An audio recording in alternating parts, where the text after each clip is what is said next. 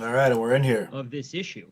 I would hope that even though it was in fact one day, that Judge Schroeder's directive and the way he runs his courtroom, in conjunction with the prosecution and the defense, would be able, as best they can, to vet those potential jurors out. All right, good Yeah, morning, look, everybody. we understand that all the time. I know To it's pretty have a early for little bit more me. faith It's in the probably system pretty before early you do for a slam you. and done. I understand that completely. Not exactly what you But signed up that's what for to we jump have, in on and a Tuesday you morning. have to hope that those people are vetted out. Um, they're getting ready to start opening statements. Like I said, the jury was selected yesterday, and so they're going to have a chance to do opening statements. They still have a chance to kind of go through and select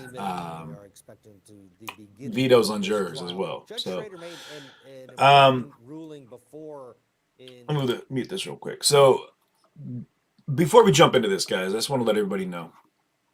Um, so where I'm at over here.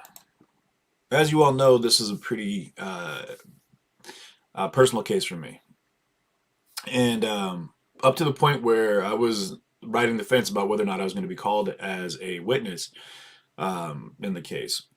That being said, um, we crested the 1 year mark in August, and I wasn't in Kenosha. Um, as I was telling Andrew Mercado the other day, whom I'm so grateful that we've had a chance to finally um, put the past in the past and deal with what we had to deal with so we can move forward uh, in the form that we started as friendship was something that we built a great friendship moving into where we got, and then things got a little weird, but whatever. Drew, I love you, man, and I'm so happy that we're good now. Um, but yeah, the we were out there in Kenosha, and for those that don't know, I was involved with the shooting to the point where I put a tourniquet on Gage's arm, or the third gentleman who was shot by Kyle Rittenhouse. And we watched this turn into a crazy uh, a football of sorts, going back and forth between two sides that were up in confusion about whether or not this was a hero or a murderer. And the court has their work cut out for them today, over the next couple of weeks, rather. Um, that being said, I had real mixed feelings about being called to be on the jury, and at the same time, I was in a place where, as you can see, some of these images here. Um, these are things that were taken. I mean, I was 15 feet away from this the whole time this was happening, and for me personally, I was not in a position where I was ready to go back and revisit this.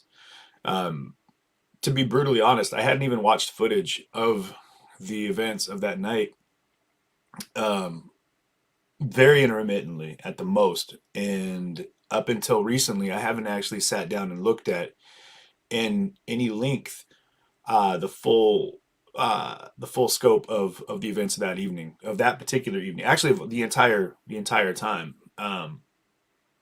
So I just want to make it very clear that it hasn't been that this isn't important to me. It's just been incredibly pressing, and it's been difficult for me um, to revisit. So we're gonna do this together, and I'm gonna ask, because I know this is gonna be a hot button already in the comments. I'm seeing it. Um, believe what you want to believe, feel what you want to feel, and share your thoughts, but keep it peaceful. We're not advocating violence in any stretch of the imagination, guys. You know that, and I'm going to make it very clear again that what we are going to do here is have civilized conversation and discord. So if you have sidebar conversations you want to have, feel free to do that. But we're not going to allow any hate speech. I know we're going to see a lot of free Kyle. We're going to see a lot of things where people are going to share their opinions, and we're going to do our best to go through the comments as openly as possible. So for my mods that are on right now, thank you so much. I know it's early for some of you, and you're at work and you're trying to figure out how to make this happen.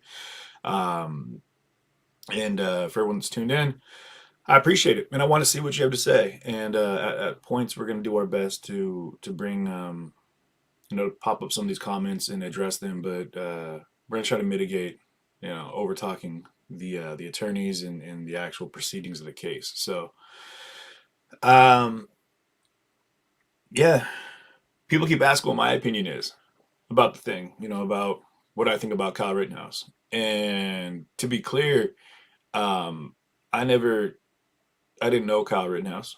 I don't know Kyle Rittenhouse. I talked to him once or twice in the streets of Kenosha.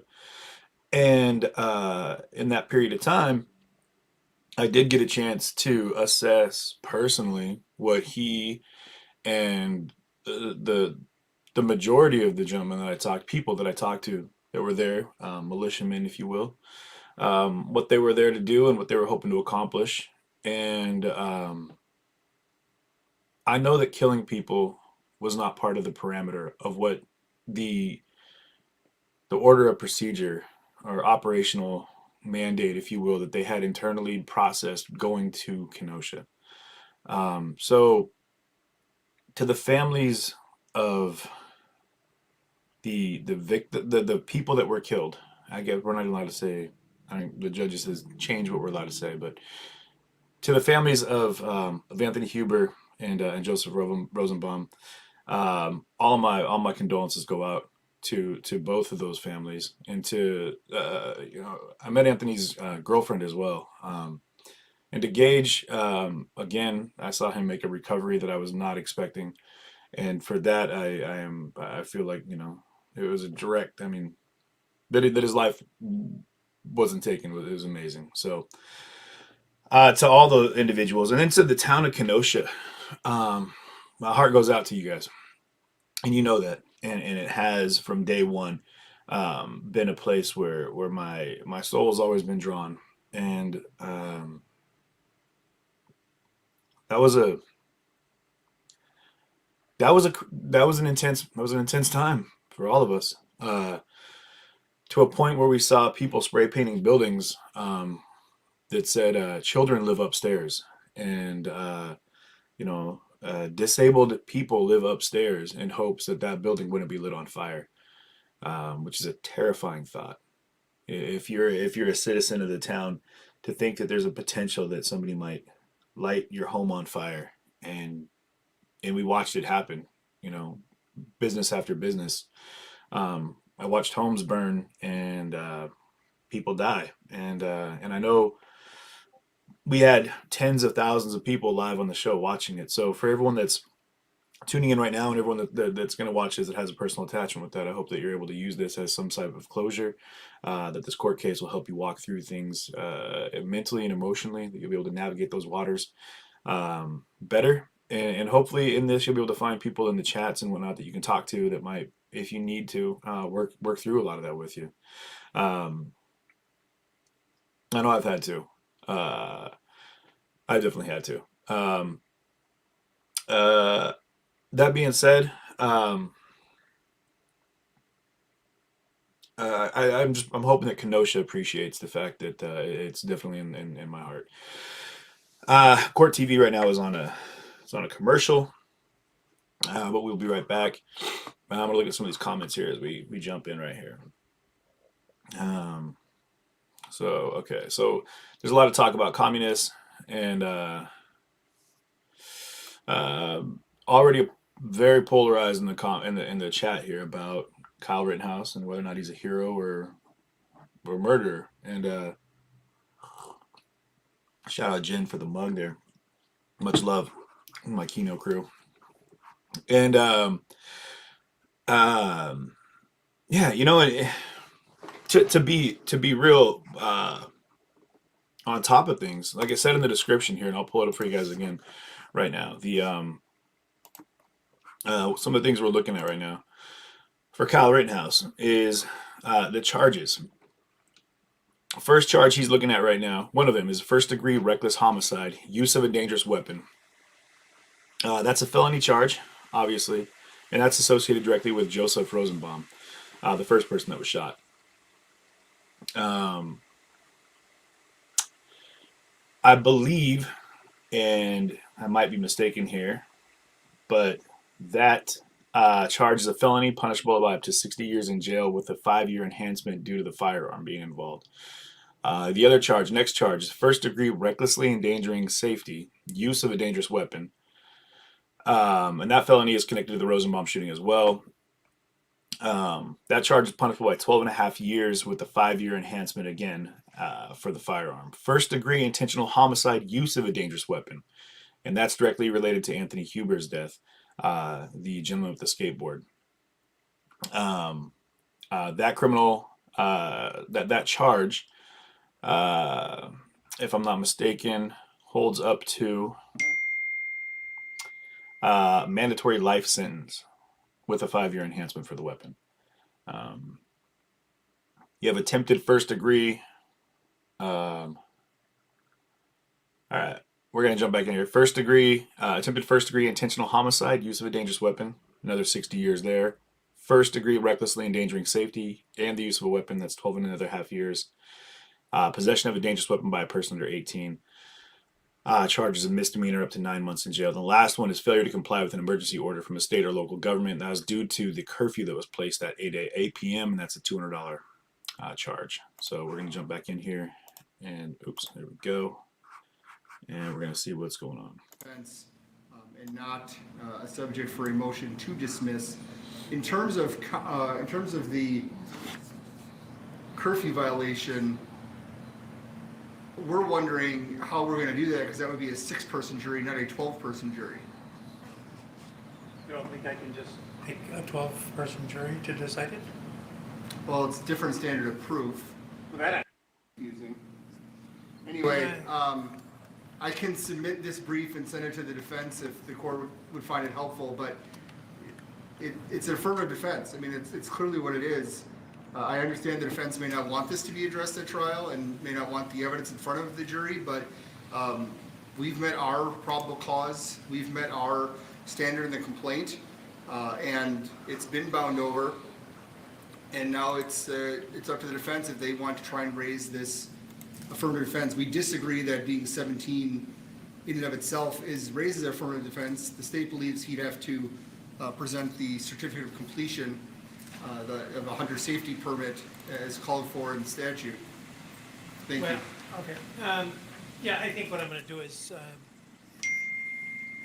refrain from giving any instruction on either count 6 or count 7, and tell the jury that I'm not going to give them an instruction at this time on those. Well,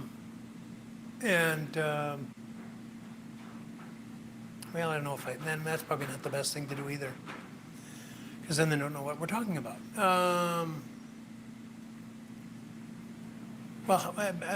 What's your reaction to the claim that it's an affirmative defense?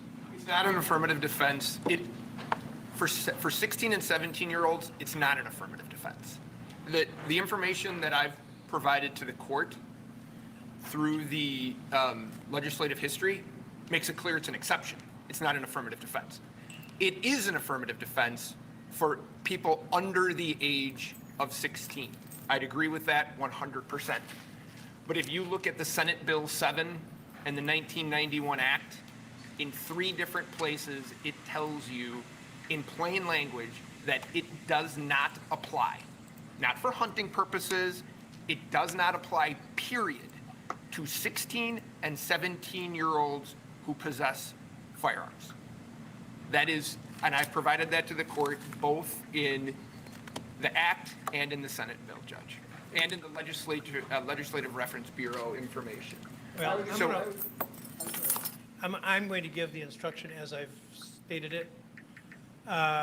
These are educational. They don't get a written copy, and they're just so they know what we're talking about when we talk about these charges. And at the close of the case, I can add whatever language is necessary, assuming that the motion is denied, which you shouldn't assume, but if the motion is denied, then I'll add the language that clears up what exactly the full scope of the charge is. But I don't think I don't want to leave them uninstructed on the one hand, and I don't want to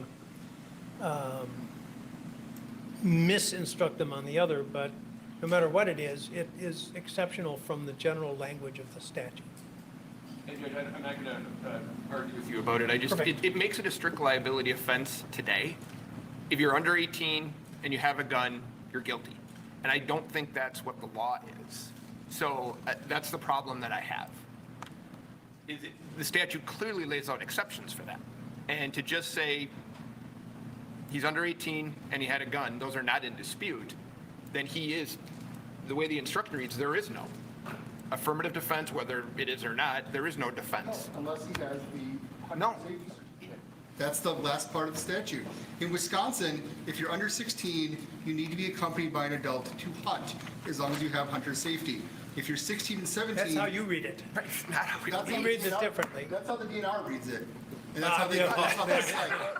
Yeah, okay. So in all 16 right. and 17-year-olds, you can hunt alone with a hunter safety permit, which is what the last part of that statute calls for. Yeah, well- And that's being completely ignored in Mr. Trofsky's argument. Okay, I am going to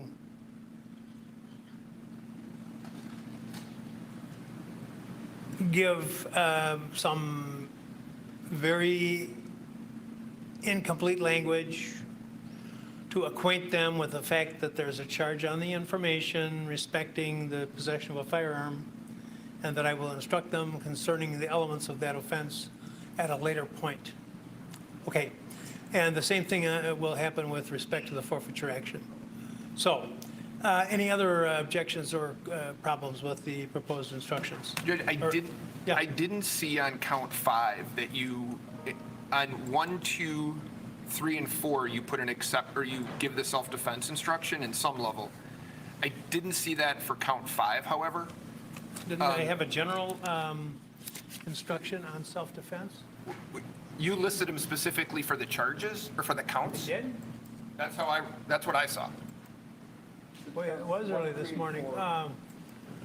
It says counts 1 through 5. Oh, no, that's not it.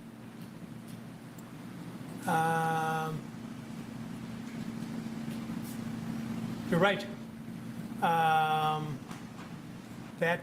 Let's see, count 5 is attempt to commit murder.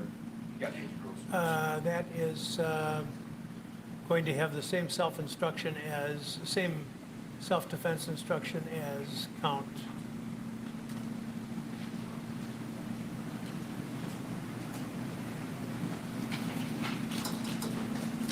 One, 3, and 4. Very good. I just wanted to make sure that. Yeah, you were correct in your observation. Well, you tell me when you're ready, Judge. I'd be curious to hear people's thoughts in the comments about the judges making it so that the people that were shot by Kyle Rittenhouse aren't allowed to be referred to as victims. But Okay, the verbiage what else? on that. One last issue. Feel free and to throw that's, some comments out. The court has included, as it relates to, I think it's count 3, Mr. McGinnis. Count 2? Count 2, I'm sorry. I think the judge is 75 years old. Instruction 820 Yeah. is mentioned in there.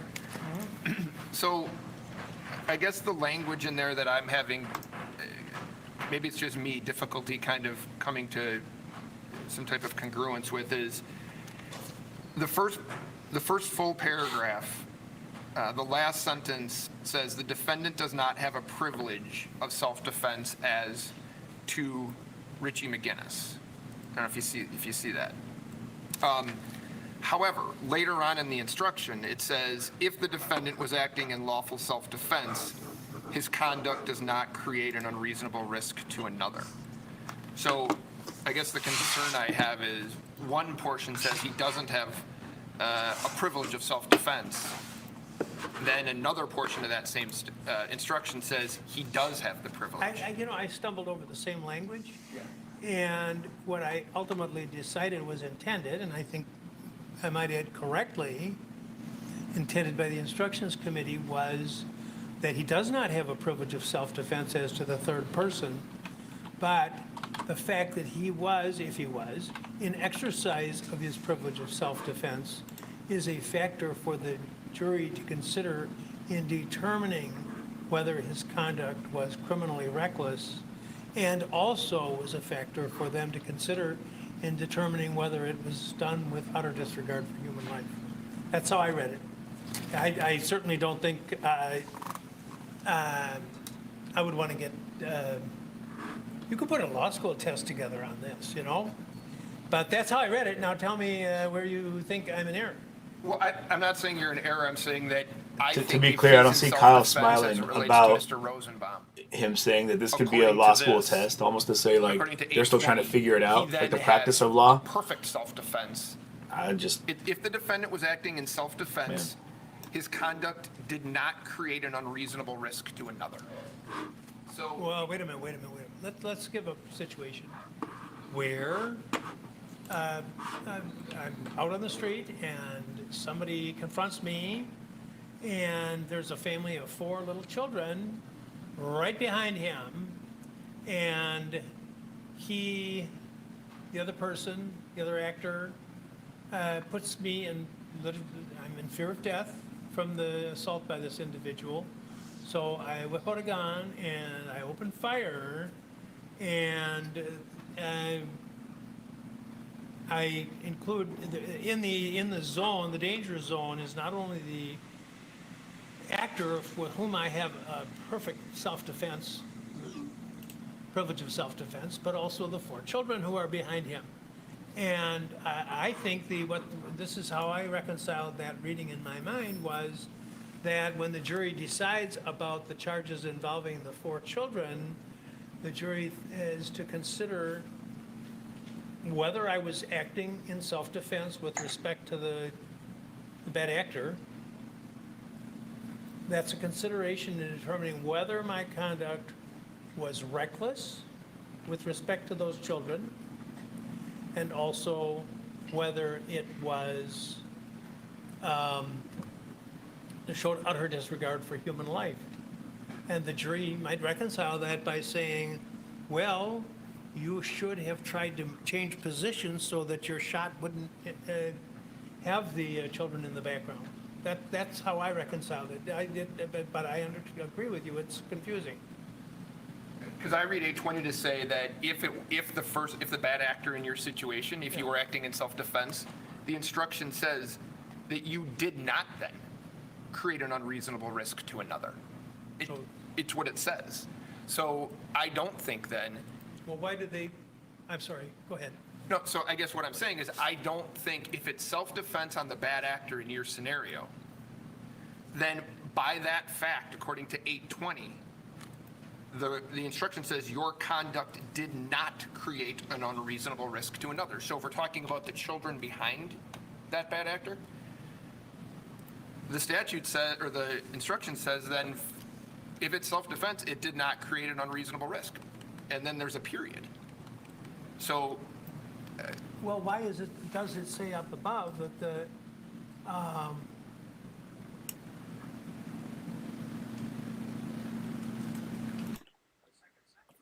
the fact that the law may And allow to address defendant to the use force in footage, self-defense people as keep to popping up in the Joseph comments Rosenbaum here about does not necessarily mean that recklessly endangering the about safety my footage, Andrew's footage. You had Brendan's, a lot of people that were there. I'm pretty sure they don't need to ask for our permission. That footage has been taken, and I think that had. I mean, who knows? You guys remember my first page was shut down.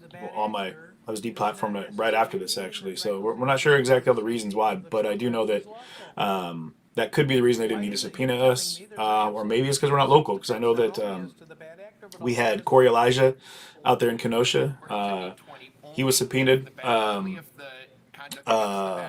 There was also another local live streamer that was subpoenaed, but they're local folks, so I'm not sure. His or her conduct did not create an unreasonable risk to another. Period.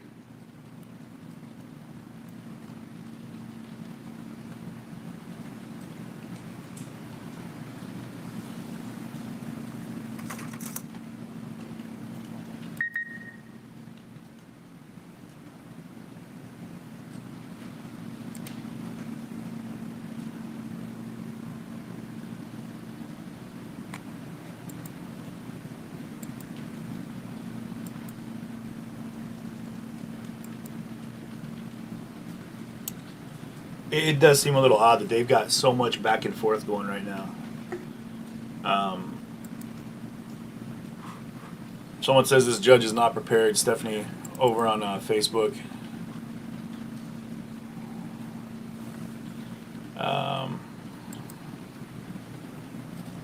Yeah, Chris Mack, you hit it on the head. You're spot on with that. He says that they call themselves press, so it makes the coverage fair use for all media without permission, which is spot on. And I encourage it.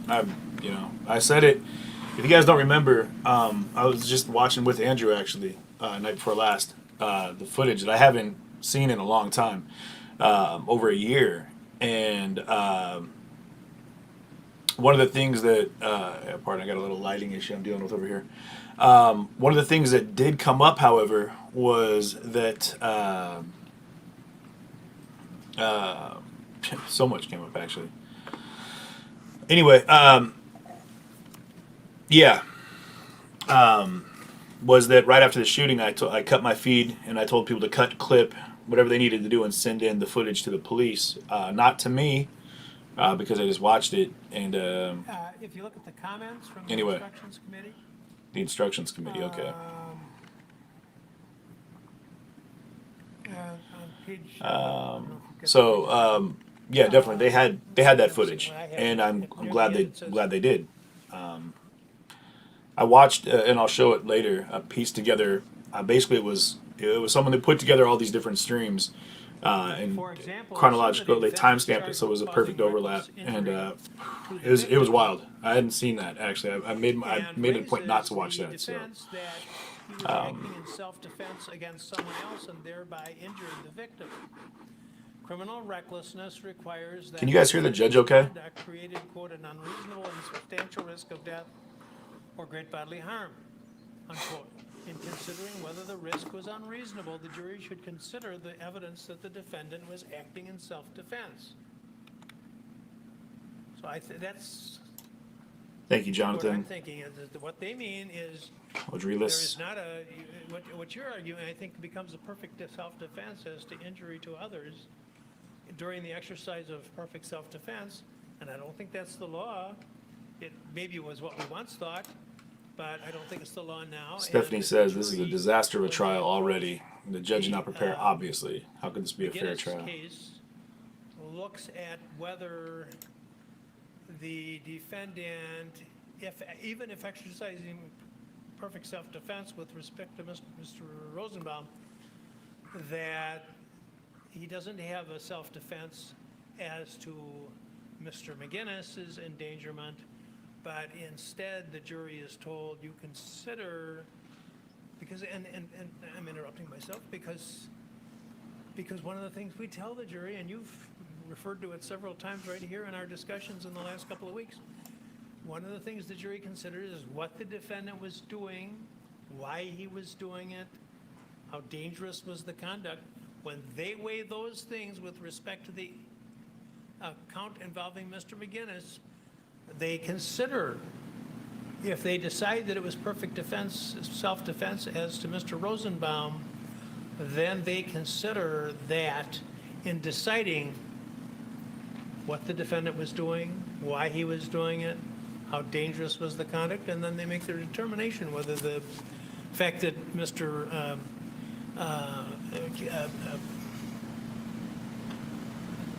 Rittenhouse was, if they find that he was acting in self-defense, they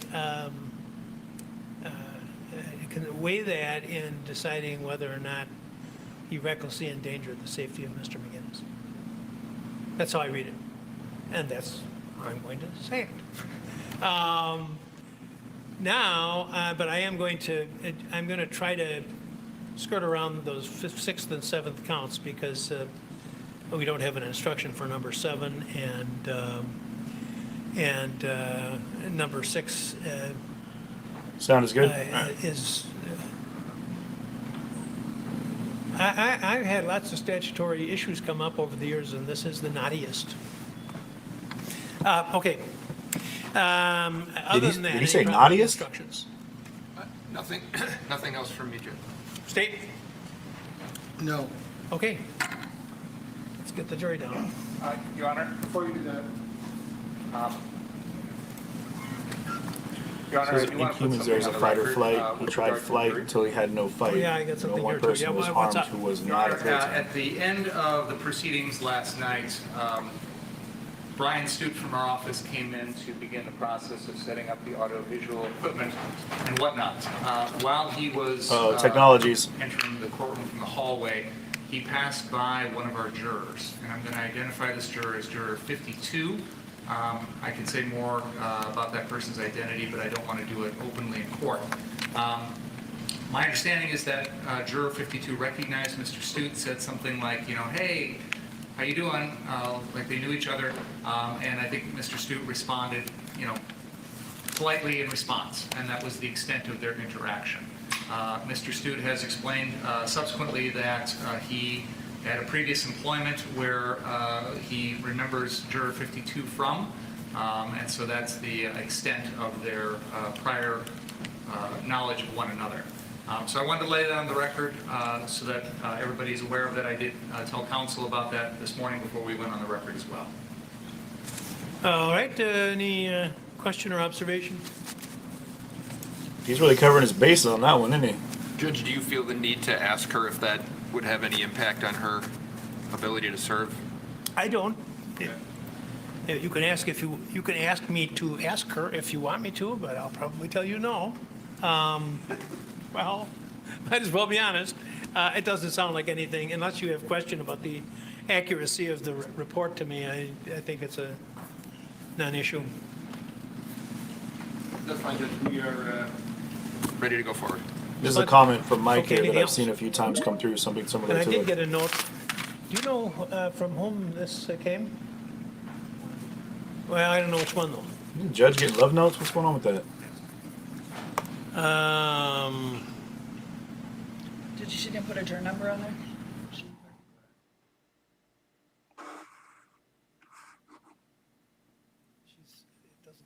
Yeah, they got a lot of the white noise you're hearing is actually on the court TV.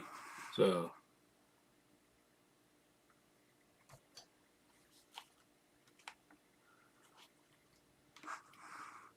it sounds like they're having a little sidebar conversation right now that they're and they're back. You know he has a kill switch. They're about as good with their technology as I am, y'all.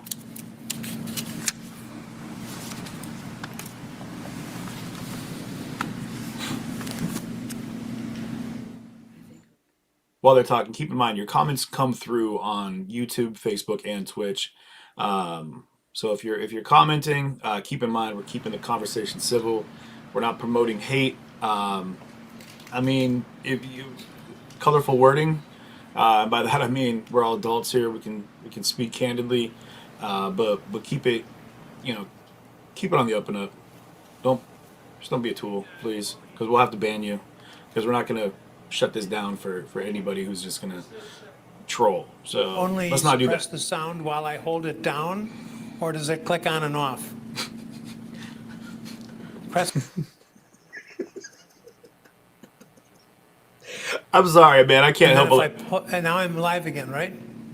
Okay, I've got. the This nice is hand me at signals here 75, from y'all. the Like, respectful what- hand signals from the court TV crowd. Thank you. I'm sure there's plenty of hand signals that are coming his way right now. On the back. Help me, someone wrote. Jeez, that's exactly, man. That's just pushing buttons and praying. You know what I mean? Hope that it works. Technologies, you got that right. You got that right, I Cindy. agree with your observation.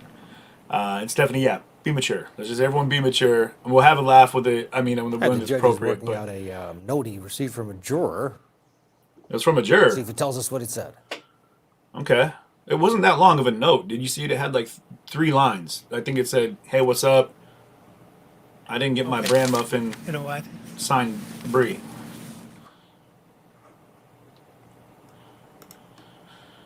You got that right. What?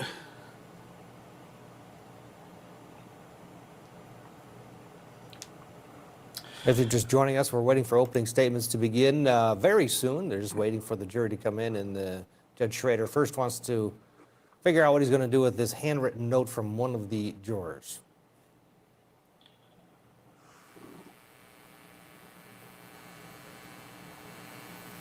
give them.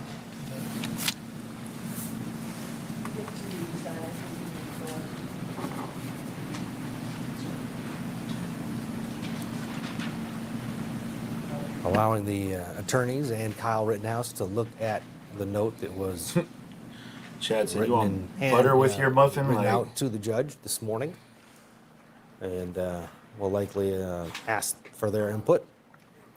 yeah, But Kyle. again, we're expecting opening statements to begin at any moment. Someone said something that was on point. Well, is I that- guess too, but. This guy over here playing Okay, asteroids. Let's ask the lawyers to come up, please. Yeah, so someone was saying that Kyle looks tired, and someone else was saying like, "Oh, he just looks cocky." One of the things to keep in mind is like that is one of the signs of stress. Yawning, and I would be stressed the hell out too if this is what you're walking into, which is a judge joking around a bunch, Our first sidebar of the Kyle Rittenhouse. and all this Case. sidebar situation where you got these We attorneys still have, that are arguing over Cannon Kearney, is, still with us. trial Welcome. law that I Please think stand by. would have been Welcome to figured your- out prior to coming in Housekeeping is to always a the part of the beginning courtroom of a today. trial, and So, now we've gotten some sort of note written by a jury, get everybody. but if this is input. any That indication seemed like a yesterday as to how things are going to lot of, go, smiles around it. they But things that need to be worked out, and these are the they already issues that are encountered in a lot of trials, especially high-profile trials. so they already got the jury selected. And what I thought was interesting, let me pull this up real fast, was the way that they broke down the jury was where we at here? Okay, the jury breakdown right now. Let the judge figure out his thing real quick, but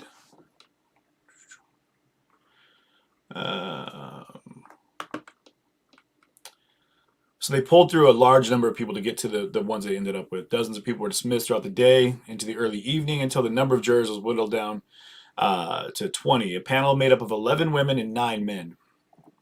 20 jurors will be there for the case, and that number will be cut down to 12 to reach the verdict, as both prosecution and defense are able to veto certain jurors. So, and I believe that they're allowed to say that they're allowed to veto the individuals without giving any explanation as to why. They have, as it is, I think they're allowed to each veto, what is it? Four jurors apiece, something along those lines. So they did make it a point to say there was only, as they worded it, one juror of color. So there was only one juror on the panel that is actually that's person of color, a POC, as they worded it. So let me take a look at seeing how this works out over here. Boom, all doing good here. Okay. I'm gonna try to give us something to. Well, we got these little breaks here.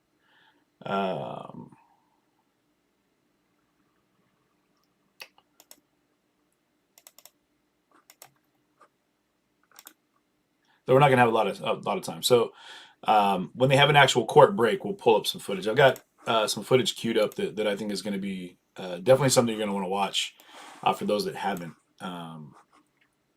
It's yeah, it was pretty intense. The like I said, the some of the stream together footage too. And I'll shoot credit where credit is due.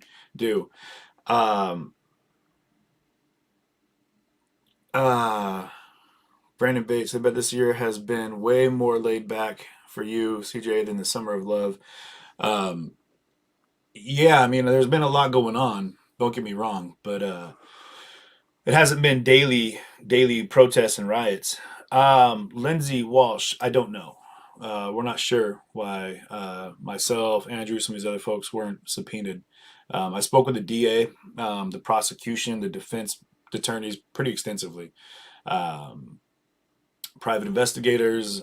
We had quite a bit of involvement with the case up to especially right after the shooting. There was definitely a lot of involvement there. So I'm thinking that there's a good chance that it's just because they don't need me. They have my footage, and this is why I think, okay, guys, and this is why I feel that the stream is so important. The stream community that we offer. Now, I don't want to pigeonhole myself into being just a live streamer. I'd like to fancy CJTV as being more of a diverse offering of culturally relevant, if you will, at times, media that's taking place in the world around you. So, and as live and interactive as possible. So, but what happens with cases like this is, had there not been people there recording, had there not been, and mind you, this isn't mainstream media that's out there. This isn't MSM that's out with their jumbo cams running down the street, following gunshots. This is people like myself and Lakota and Andrew, Corey, Richie, all these people that are out there, Brendan, that are recording on the street. They're putting themselves out in the front lines of fire. Now, one of the things that happens when we do that is we're able to see it as it happens, while it happens, and you're able to see it too. So the reason I feel that this case is very different from a lot of cases is the fact that it's offering right now a very real attachment to the case. Sorry, 1 second here.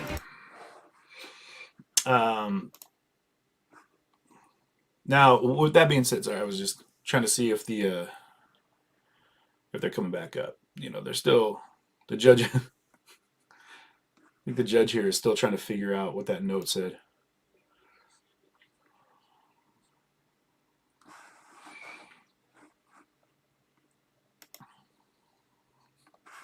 All right, so you should be able to hear him, but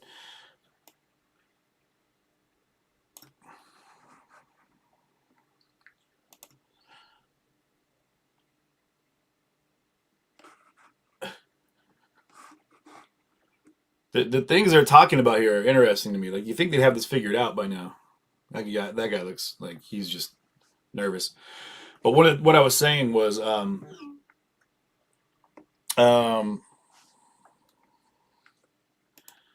I was saying was that the fact that we all watched this firsthand, the fact that we all saw this as it happened, um, puts people in a very personal attachment to this. Absolutely me. I didn't get shot, God willing, nor shoot anybody, nor did I have any friends or family that were lost in that shooting. However, my connection to it, for being there right up front and being a part of the event as it took place, makes it a very personal connection for me. Now, I know a lot of you guys saw this. Well, I mean, I think we had something like 90,000 people live on the show, and it definitely got to a point where I think we all were able um, to appreciate the fact that, like, it immediately became something personal to us. So I can appreciate the polarization that this has taken place, but the fact that it's been played off of as a way to divide people in different ways is ridiculous to me. Um, the footage speaks for itself. Whatever that may be, that's what they have to look at. The actual tape as it happened, while it happened, when it happened. And I think that in that there's going to be witness statements for maybe things that were said or what they saw before, what they saw after. But at the end of the day, it's going to come down to just watch the tape. Let's go back to the tape. So let's see what the judge has got to say right now, where he's at with things.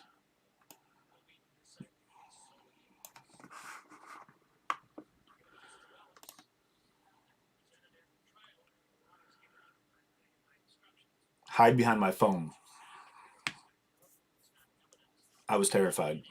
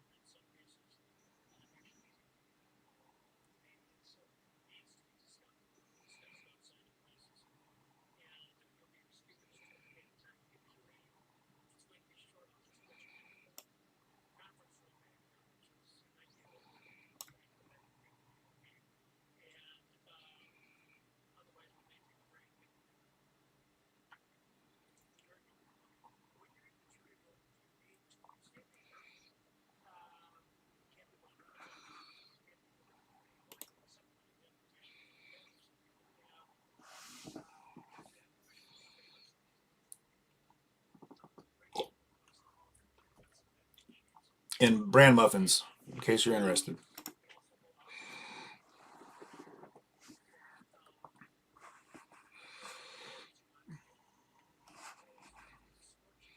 Was a group. Oh, sorry, I didn't realize it was And, muted. My bad. Sorry. They Thank know, you, Kylene. The procedure, and then go back directly to the jury room and remain in the jury room until you're dismissed for the day. Do not research any information that you personally think might be helpful to you in understanding the issues which are presented. back in. Do not investigate this case on your own or visit the scene. Do not read any newspaper reports or listen to any news reports on radio or television about the trial. Do not consult dictionaries, computers, websites, or other reference material for additional information. Do not seek information regarding the public records of anyone involved in this case. Any information that you may obtain outside the courtroom could be misleading, inaccurate, or incomplete. Relying on this information is unfair. You watch mainstream because media, the parties you would not guarantee have the that. opportunity to refute, explain, or correct it. Do not communicate with anyone about this trial or your experiences as jurors while you are serving on the jury. Do not use a computer, cell phone, or other electronic device with communication capabilities to share any information about the case. For example, do not communicate by blog, email, text message, Twitter, or in any other way on or off the computer.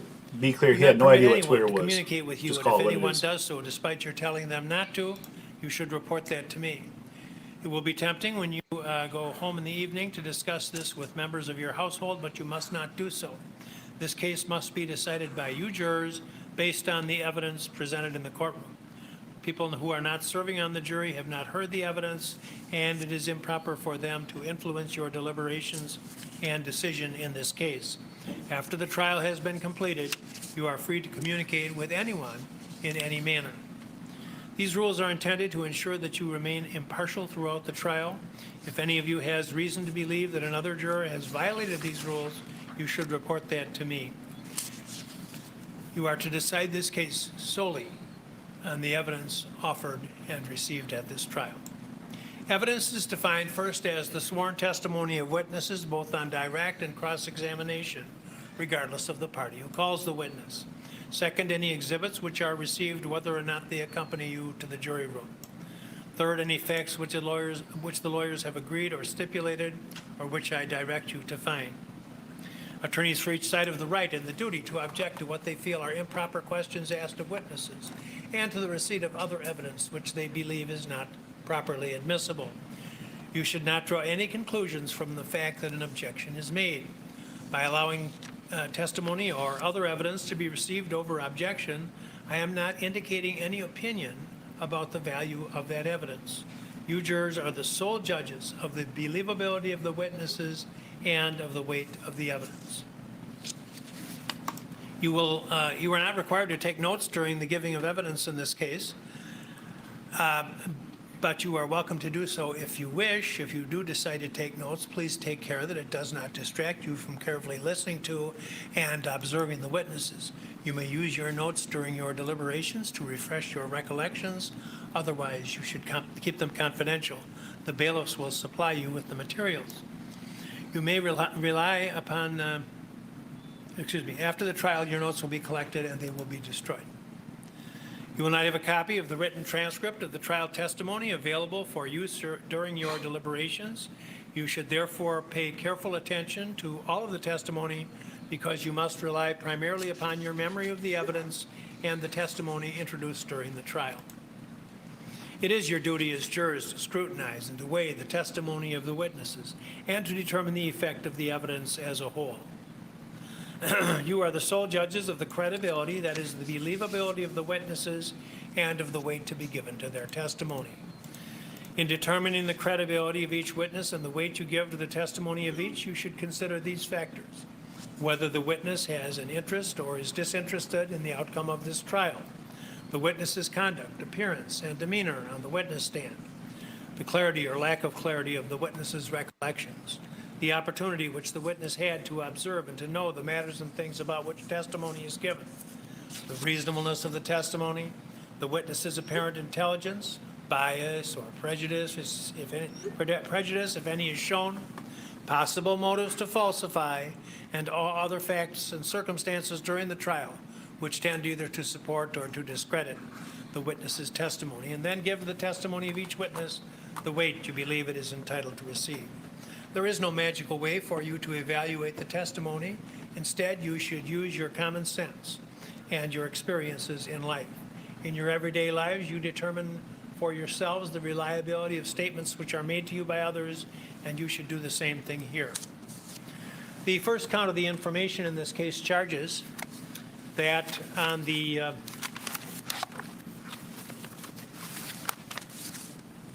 25th of August of last year at the city of Kenosha in this county, the defendant recklessly caused the death of Joseph D. Rosenbaum under circumstances which show utter disregard for human life. First-degree reckless homicide, as defined in the criminal code, is committed by one who recklessly causes the death of another human being under circumstances that show utter disregard for human life. Before you may find the defendant guilty of this crime, the state must prove by evidence which satisfies you beyond a reasonable doubt that the following three elements of this crime were present. First, that the defendant caused the death of another. Cause means that the defendant's act was a substantial factor in producing the death. Second, that the defendant caused the death by criminally reckless conduct. Criminally reckless conduct means that the conduct created a risk of death or great bodily harm, which was unreasonable and substantial, and that he was aware that his conduct created the unreasonable and substantial risk of death or great bodily harm. The circumstances of the defendant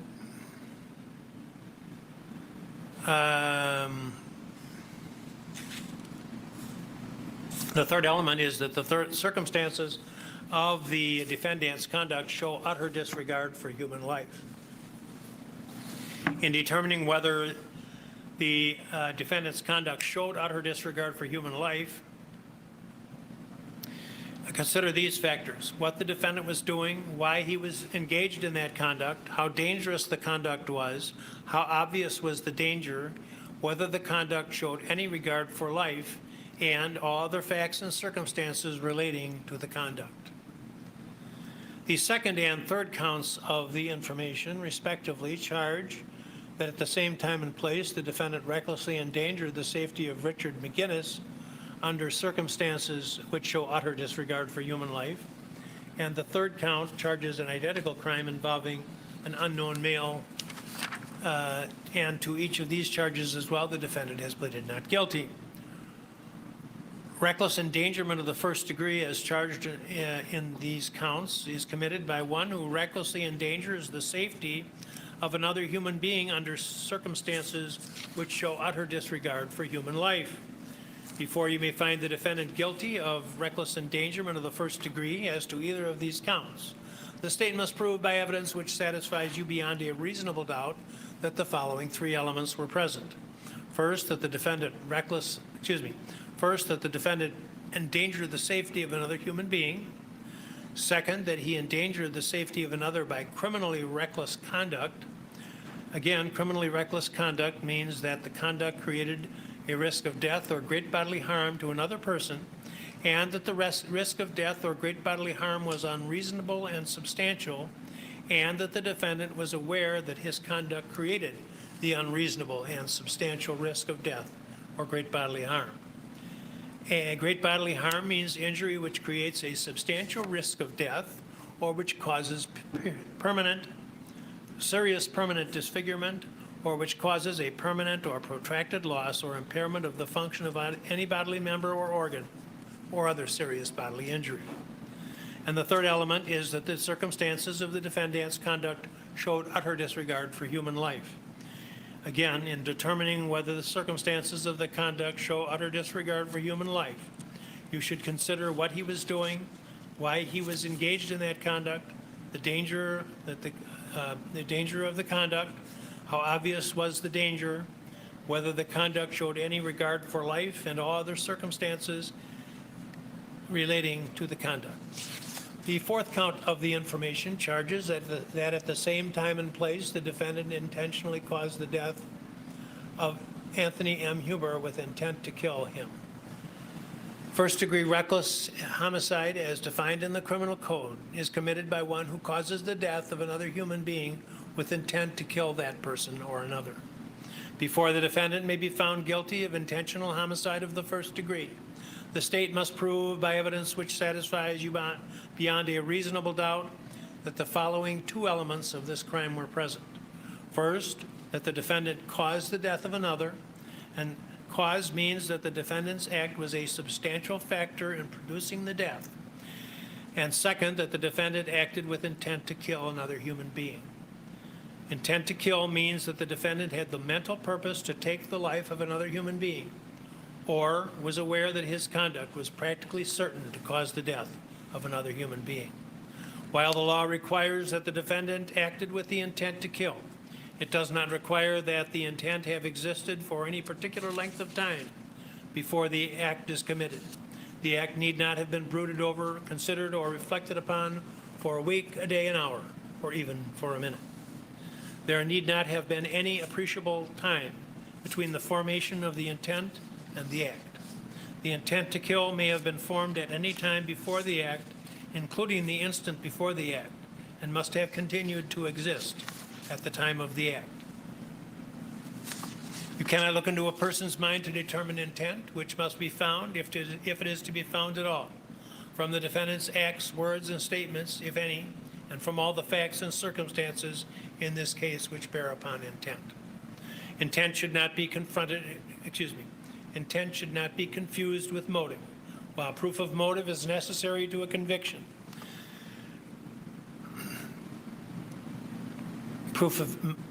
while proof of intent is necessary to conviction, proof of motive is not. Motive refers to a person's reason for doing something. While motive may be shown as a circumstance to aid in establishing the guilt of a defendant, the state is not required to prove motive on the part of the defendant in order to convict. Evidence of motive does not by itself establish guilt. You should give it the weight you believe it deserves under all of the circumstances. The fifth count of the information charges at the same time and place at the city of Kenosha in this county. The defendant attempted to cause the death of Gage P. Grosskreutz with intent to kill that person. This is a charge of attempted intentional homicide of the first degree.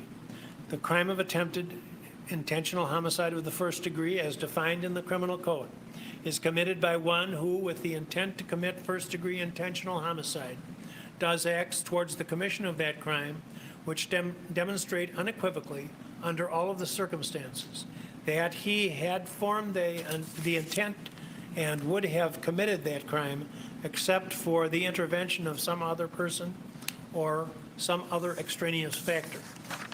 Before you may find the defendant guilty of this offense, the state must prove by evidence which satisfies you beyond a reasonable doubt that the following two elements of this crime were present. First, that the defendant intended to kill another human being. Intent to kill means that the defendant had the mental purpose to take the life of another human being, or was aware that his conduct was practically certain to cause the death of another. Second, that the defendant did acts towards the commission of the crime of intentional homicide of the first degree, which demonstrate unequivocally, under all of the circumstances, that he intended to kill and would have killed another, except for the intervention of another person or some other extraneous factor. Unequivocally means that no other inference or conclusion can reasonably and fairly be drawn from the defendant's acts under the circumstances. Another person means anyone other than the defendant and may include the intended victim. An extraneous factor is something outside the knowledge of the defendant or outside of his control. While the law requires that the defendant have acted with the intent to kill, it does not require that the intent have existed for any particular length of time before the act is committed. The act need not have been brooded over, considered, or reflected upon for a week, a day, an hour, or even for a minute. There need not have been any appreciable time between the formation of the intent and the act. The intent to kill may have been formed at any time before the act, including the instant before the act, and must have continued to exist at the time of the act. Kenosha, Wisconsin. Again, you cannot look into a person's mind to determine intent, which must be found if found at all, from the defendant's acts, words, and statements, if any, and from all the facts and circumstances in this case which bear upon intent. Intent should not be confused with motive. While proof of intent is necessary to conviction, proof of motive is not. Motive refers to a person's reason for doing something, and while motive may be shown as a circumstance to aid in establishing the guilt of a defendant, the state is not required to prove motive on the part of the defendant in order to obtain a conviction. Evidence of motive does not by itself establish guilt. You should give it the weight you believe it deserves under all the circumstances. The sixth count charges that at the same time and place, the defendant was a person under the age of 18 years and was armed with a dangerous weapon. The seventh count charges that at the same time and place, the defendant intentionally failed to comply with an order issued by an agent of the state or of a local government unit which was engaged in emergency management activities under Chapter 323 of the statutes. The defendant has also pleaded not guilty with respect to each of those charges. I'm going to give you a more complete instruction about those offenses which are alleged at the close of the trial. Basically, the sixth count deals with the circumstances under which it is lawful for a person who is under the age of 18 to have a firearm in his possession. And the seventh count deals with special circumstances in which emergency management edicts are issued and the requirements which are imposed for obedience to those edicts.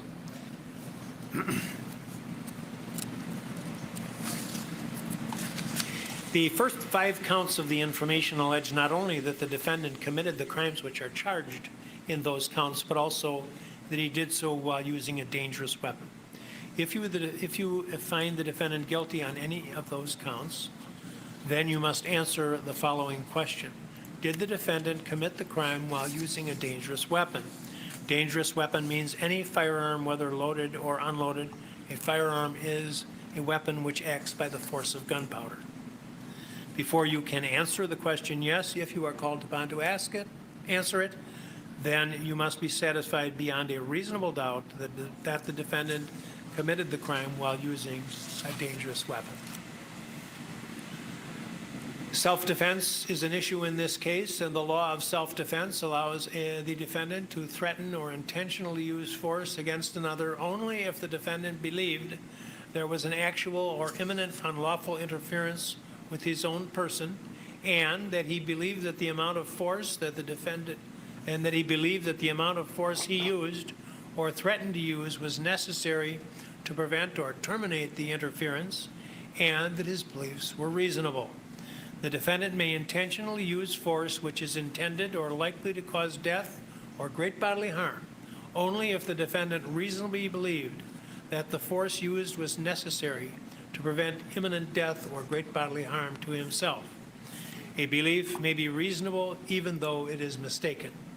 In determining whether the defendant's beliefs were reasonable, the standard is what a person of ordinary intelligence and prudence would have believed in the defendant's position under the circumstances existing at the time of the alleged offense.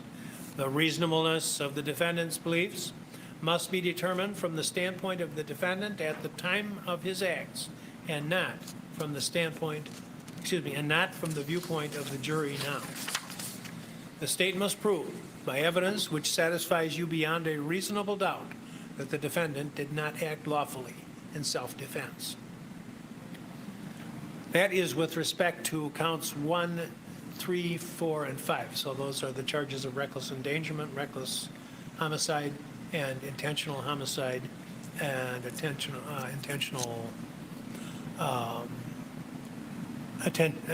intentional homicide. A separate instruction applies to, I'm sorry, I misstated that. The instruction I just gave you on self-defense applies to the first count of reckless homicide involving Joseph Rosenbaum. The third count involving. I'm going to overtalk him for just a moment here as he's explaining this. What he's walking through are the charges right now, and the stipulations as to what that means, what the charges mean. I think he's. I mean, you can look that up, but it's going to come down to what he viewed at the time and not what the jury feels is appropriate now. So, all that being said, I'm going to run through these with you real fast again. So, he is facing right now. Turn that down a little bit further. Right now, he is looking at a first-degree reckless homicide, use of a dangerous weapon, which it's a felony charge, up to 60 years in prison with another 5-year modifier for the weapon. First-degree recklessly endangering safety with the use of a weapon, 12.5 years with another 5-year modifier for the weapon. First-degree intentional homicide, use of a dangerous weapon. This one's a mandatory life sentence, also 5-year modifier. Attempted first-degree intentional homicide, use of a dangerous weapon, and this one charge carries another sentence of 60 years with a 5-year modifier as well. First-degree recklessly endangering safety, use of a dangerous weapon, 12.5 years with a 5-year modifier. Possession of a dangerous weapon by a person under 18. That's a misdemeanor, punishable by up to 9 months in jail. And then the last one is failure to comply with an emergency order from a state or local government, and that's because the curfew, if you guys remember, was stated and put in play at 8 p.m., which we were all in forfeit of, which gives you a punishable up to $200 in fines. So collectively, he's looking at, was that 12? That's 25 for those two. 60, it's 120. 145, 145 years on the side of a life sentence. So that's where we're at. But that doesn't follow through with respect to Mr. McGinnis, who is in the area of the gunfire. And we were all in the area of the gunfire. So you have to analyze that separately and determine, well, I'll get further into it. And keep in mind that a belief may be reasonable even though mistaken. In determining whether the defendant's beliefs were reasonable, the standard is what a person of ordinary intelligence and prudence would have believed in the defendant's position under the circumstances then existing. The reasonableness of the defendant's beliefs must be determined from the standpoint of the defendant at the time of his acts and not from the viewpoint of the jury now. You should consider the evidence relating to self-defense along with all of the other evidence in the case in deciding whether the defendant's conduct created an unreasonable risk of death or great bodily harm as to Richard McGinnis. If the defendant was acting lawfully in self-defense with respect to Mr. Rosenbaum, his conduct did not create an unreasonable risk to another. The burden is on the state to prove beyond a reasonable doubt that the defendant did not act lawfully in self-defense, and you must be satisfied beyond a reasonable doubt from all of the evidence in the case that the risk was unreasonable. You should consider the evidence relating to self-defense as to Mr. Rosenbaum in deciding whether the circumstances of the defendant's conduct with regard to Mr. McGinnis showed utter disregard for human life. The burden is on the state to prove beyond a reasonable doubt that the defendant did not act lawfully in self-defense, and you must be satisfied beyond a reasonable doubt from all of the evidence in this case that the circumstances of the defendant's conduct showed utter disregard for human life. In reaching your verdict, examine the evidence with the utmost care and caution. Act with judgment, reason. I got to make it a point right now. He's telling the jury, don't be a juror. Andrew just hit me up and asked if I could hear music, and I don't know if you guys can hear it as well, but I can hear a choir singing in the feed right now. So if you guys can hear it, let me know. I'm curious because he can hear it, I can hear it. It's very faint, but it sounds like there's like a choir singing somewhere in the courtroom, or I don't know. Anyway, let me know if you can hear it. That the defendant is guilty. If you can reconcile the evidence upon any reasonable hypothesis consistent with the innocence of the defendant, then you must do so and find him not guilty. The term reasonable doubt means a doubt based upon reason and common sense. It is a doubt for which a reason can be given, arising from a fair and rational consideration of the evidence or want of evidence. It means such a doubt as would cause a person of ordinary prudence to pause or hesitate when called upon to act in the most important affairs of life. A reasonable doubt is not a doubt which is based upon mere guesswork or speculation. A doubt which arises merely from sympathy or from fear to return a verdict of guilt is not a reasonable doubt. A reasonable doubt is not a doubt such as may be used to escape the responsibility of a decision. Examine the evidence and search for the truth, giving the defendant the benefit of every reasonable doubt. We're going to hear the opening statements of the lawyers now. And we follow the procedure where the state speaks first. You know, sometimes you see these actress judges on TV, and they just destroy my enjoyment of the program when they tell the lawyers we're going to have the opening argument now. And I think, well, the only argument you're going to have is with me, because there's no such thing as an opening argument. It's opening statement. The argument is for the end, and that's when they're going to make their pleas to you to return verdicts in accordance with their beliefs. Get it right, people. Get it At this right. point, they're going to briefly acquaint you with what they think the evidence is going to show, give you an overview, alert you to the things they especially want you to watch for in the evidence, and they can be very useful to you for those purposes. And they're brief. And then we can right into the evidence right after that. Mr. Binger, I think, is going to address you first on behalf of the state, and then Mr. Richards will have the opportunity to make an opening statement now, or if he prefers, he is entitled to reserve his opening statement to a later point in the trial. And with that, again, no note, well, you haven't got the papers yet anyway, but no note-taking now because this is discussion by the lawyer. But please give them your attention. And with that, Mr. Binger, you may proceed. Thank you, Judge.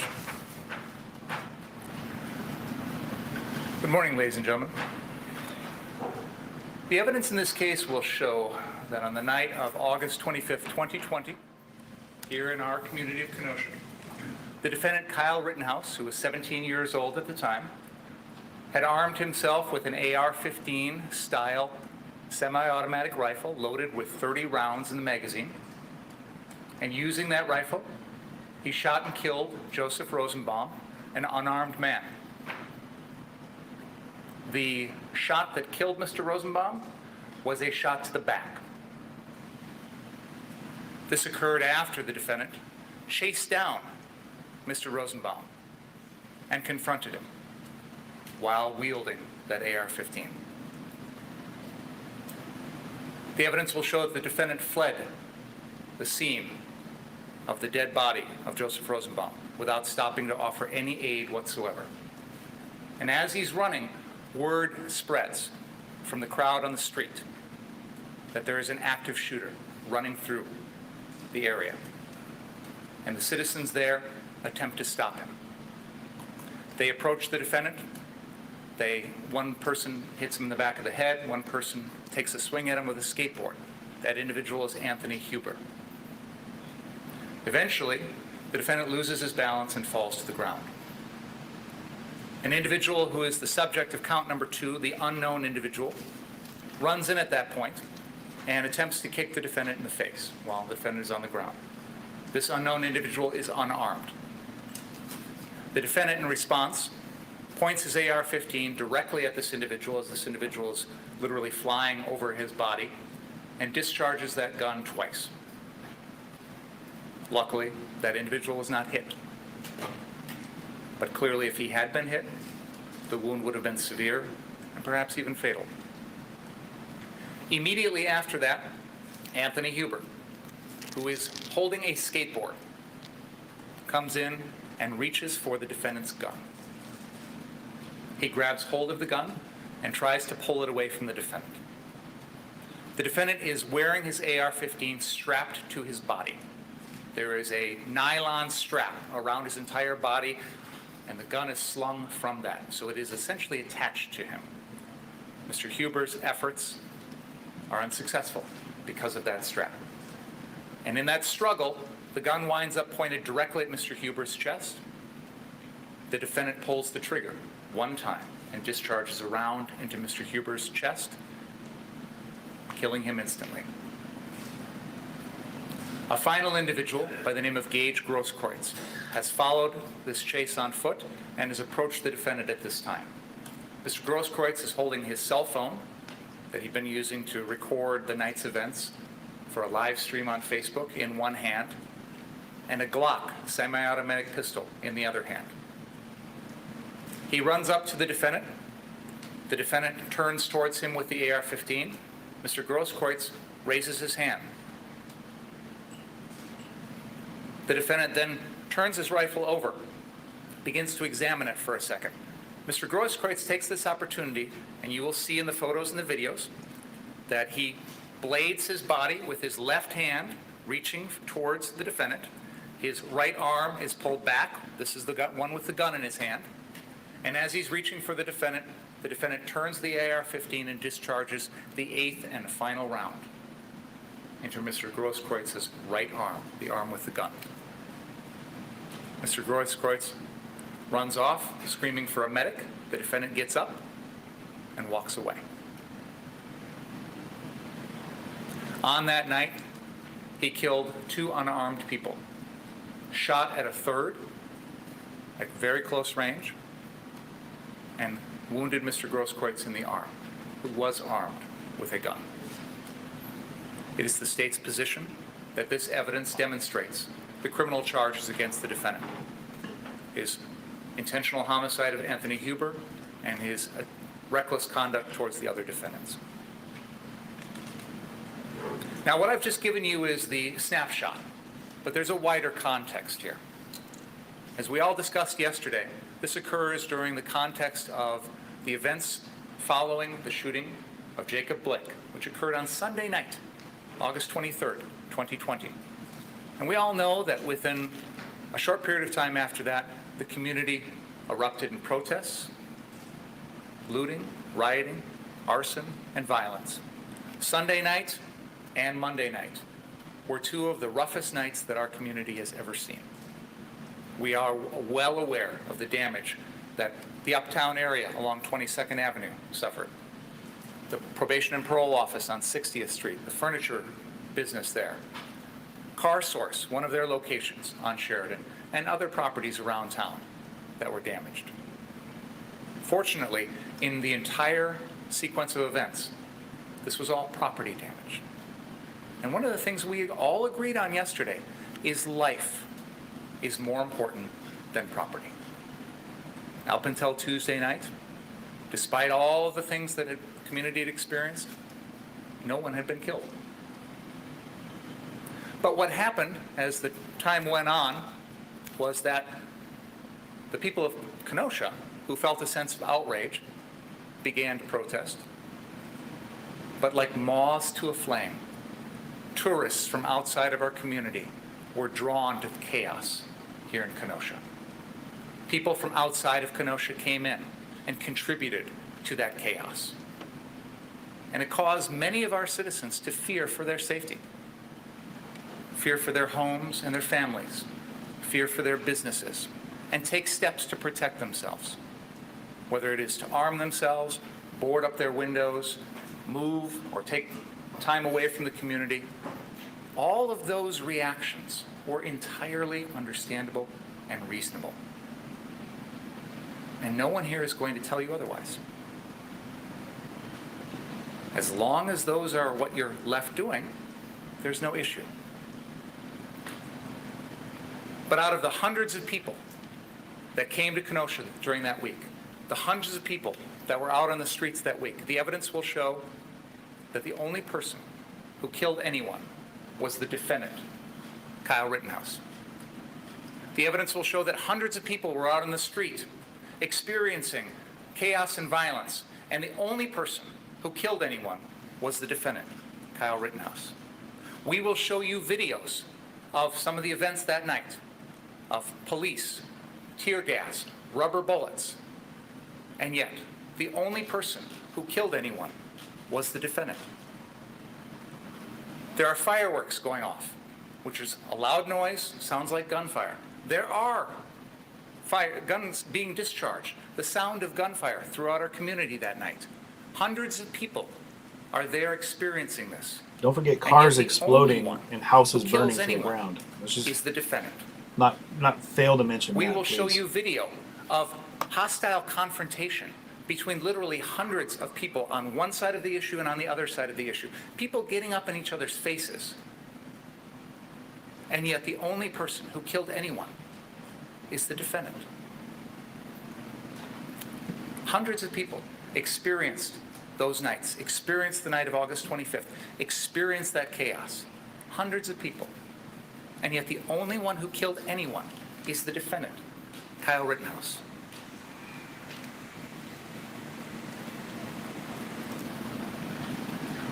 Recently, I heard someone sort of tongue-in-cheek joke that jury service is bringing in folks from our community and paying them $8 a day to help solve a murder.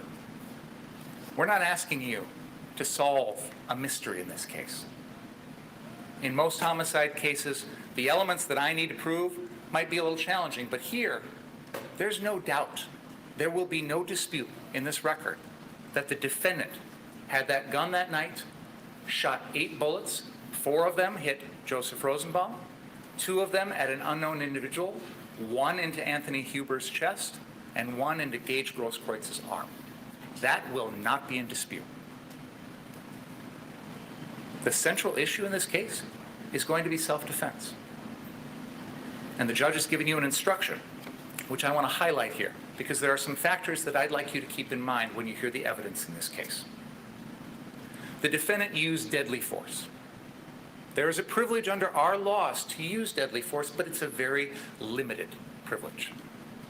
That privilege, according to the law, indicates that the defendant can only use deadly force if he reasonably believed that the force was necessary to prevent imminent death or great bodily harm to himself.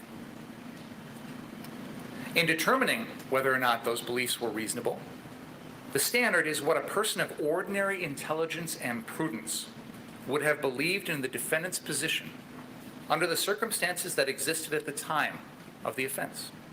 The reasonableness of the defendant's beliefs must be determined from the standpoint of the defendant at the time of his acts and not with the benefit of hindsight.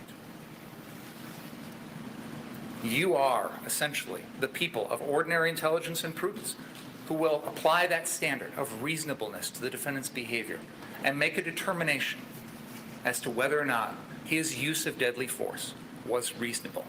Was it reasonable for the defendant to believe that the force was necessary to prevent imminent death or great bodily harm to himself? So, let's talk about the context of that evening. And I'm going to try and go in a little bit of chronological order to set things up for you so you understand the evidence as it comes in this trial. The first witness you're going to hear from in this trial is a man by the name of Dominic Black. Dominic Black was, at the time of this incident, dating Mackenzie Rittenhouse, who is the defendant's sister. And through Mackenzie, Dominic Black got to know the defendant. And they spent a lot of time together in the months leading up to August 25th, 2020.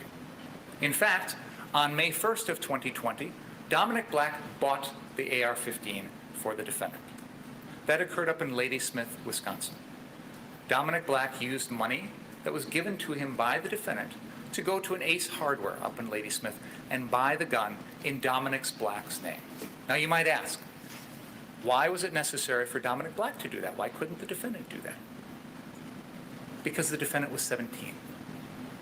And Dominic Black and the defendant knew that because the defendant is 17, he cannot purchase a gun. He cannot legally own a gun.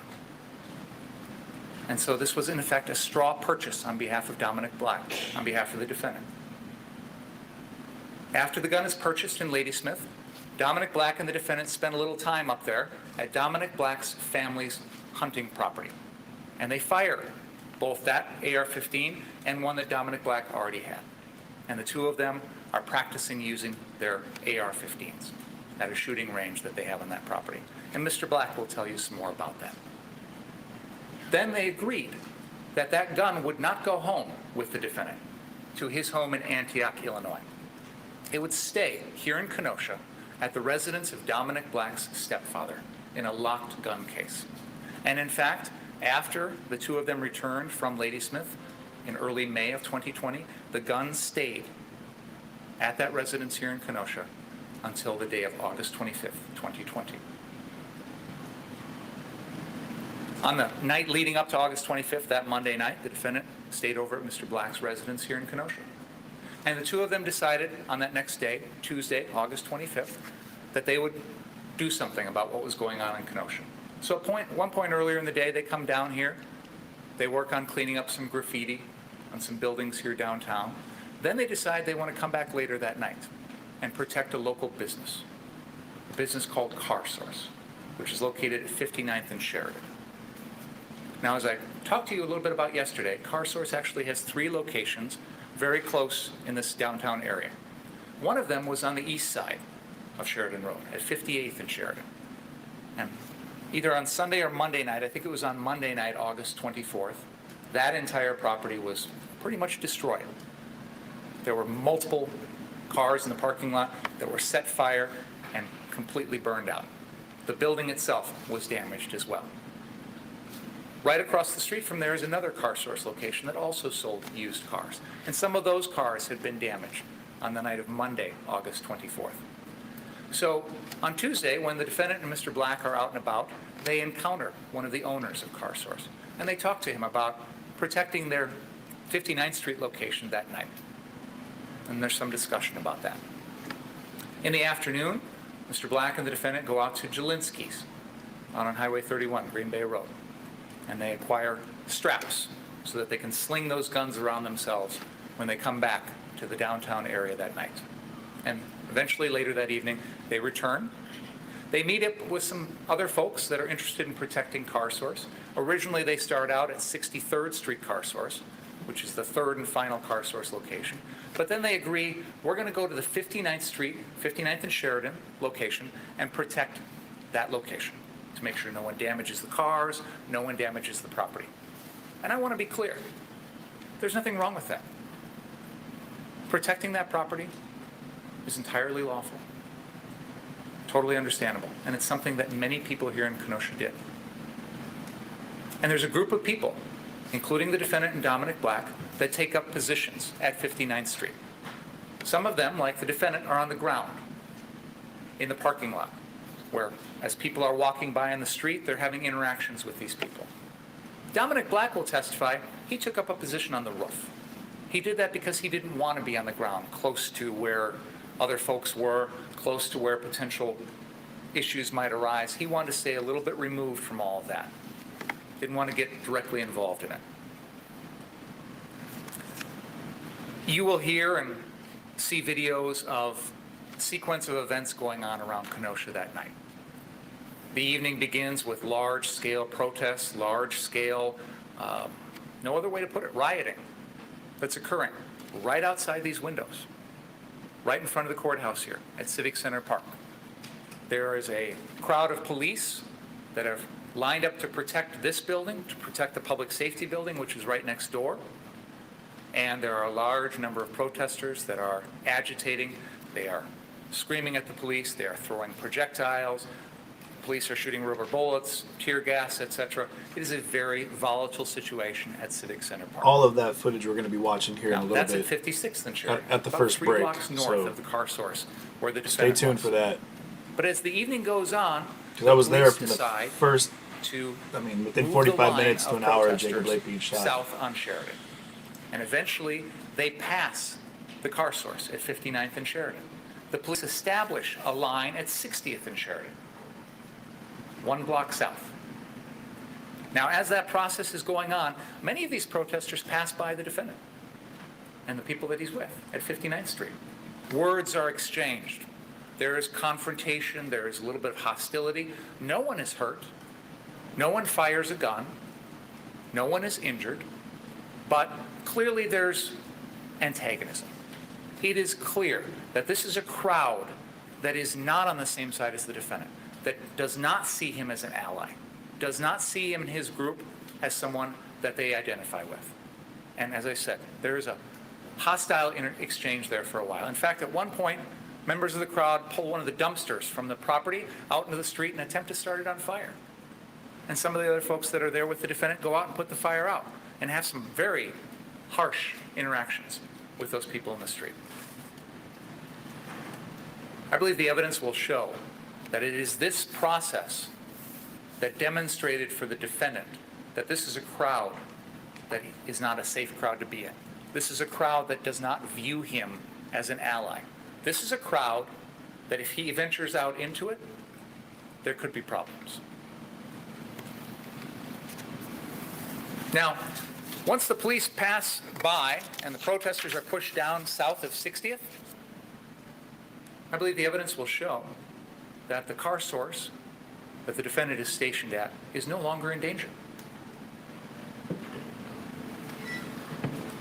There's no one there who's attempting to damage the property. There's no one there who's going to do anything to harm anyone there. The situation has moved on. Does the defendant stay there? I'm sorry, I gotta say something. For him to say that, it blows my mind. To say that the situation had moved on, that there was no threat there. That I watched a Suburban start on fire, which turned into 100 cars exploding, and then I watched it happen at another lot, and I watched buildings burn down, and other buildings burn down, and tire fires, and diesel explosions. I saw things that were happening everywhere. That, and again, I'm just saying, in direct response to what he's saying, is that, yeah, well, granted, he's prosecution. He's missing a few of the key points that I think we all saw in the film. So. And you'll see some video of the scene there. It is a scene, again, of groups of people. I apologize. I'm going to do my best to hold my tongue on a lot of one this. another verbally.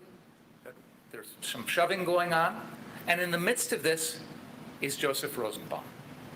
And you will hear some testimony about Mr. Rosenbaum and his activities that night.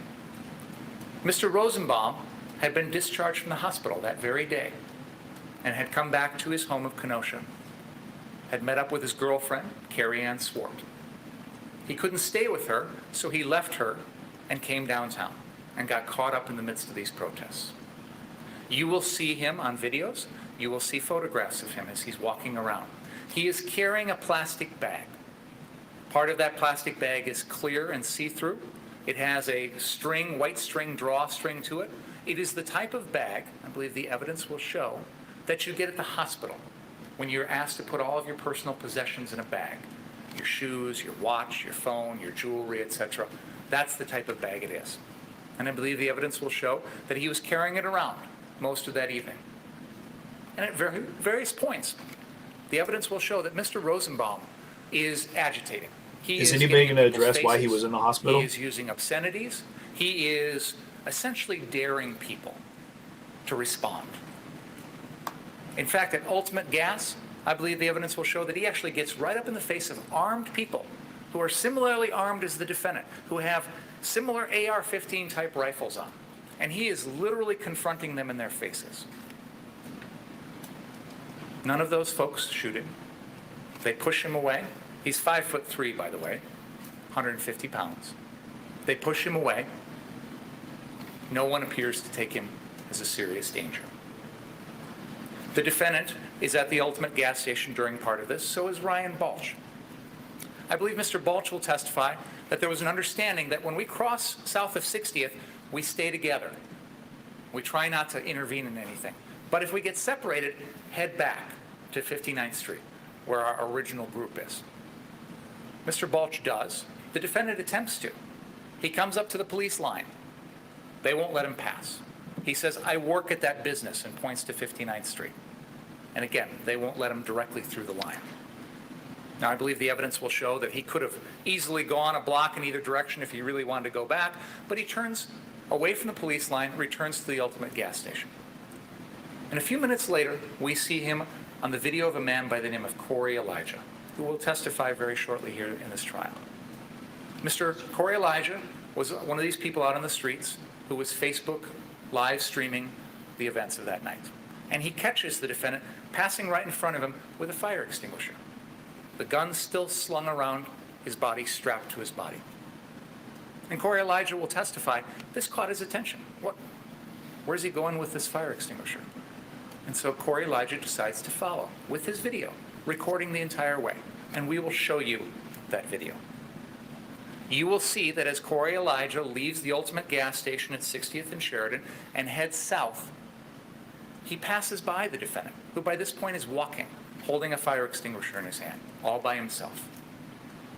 Corey Elijah, I don't think, registers that that's the person I originally saw, and he keeps on passing him, and as he continues, he passes by Joseph Rosenbaum, who at this point has taken his shirt off. He's got shorts on, and he's taken his shirt and kind of wrapped it around his head. And Mr. Rosenbaum is still carrying that plastic hospital bag and walking down Sheridan towards the 63rd Street car source. The defendant is behind him at some distance.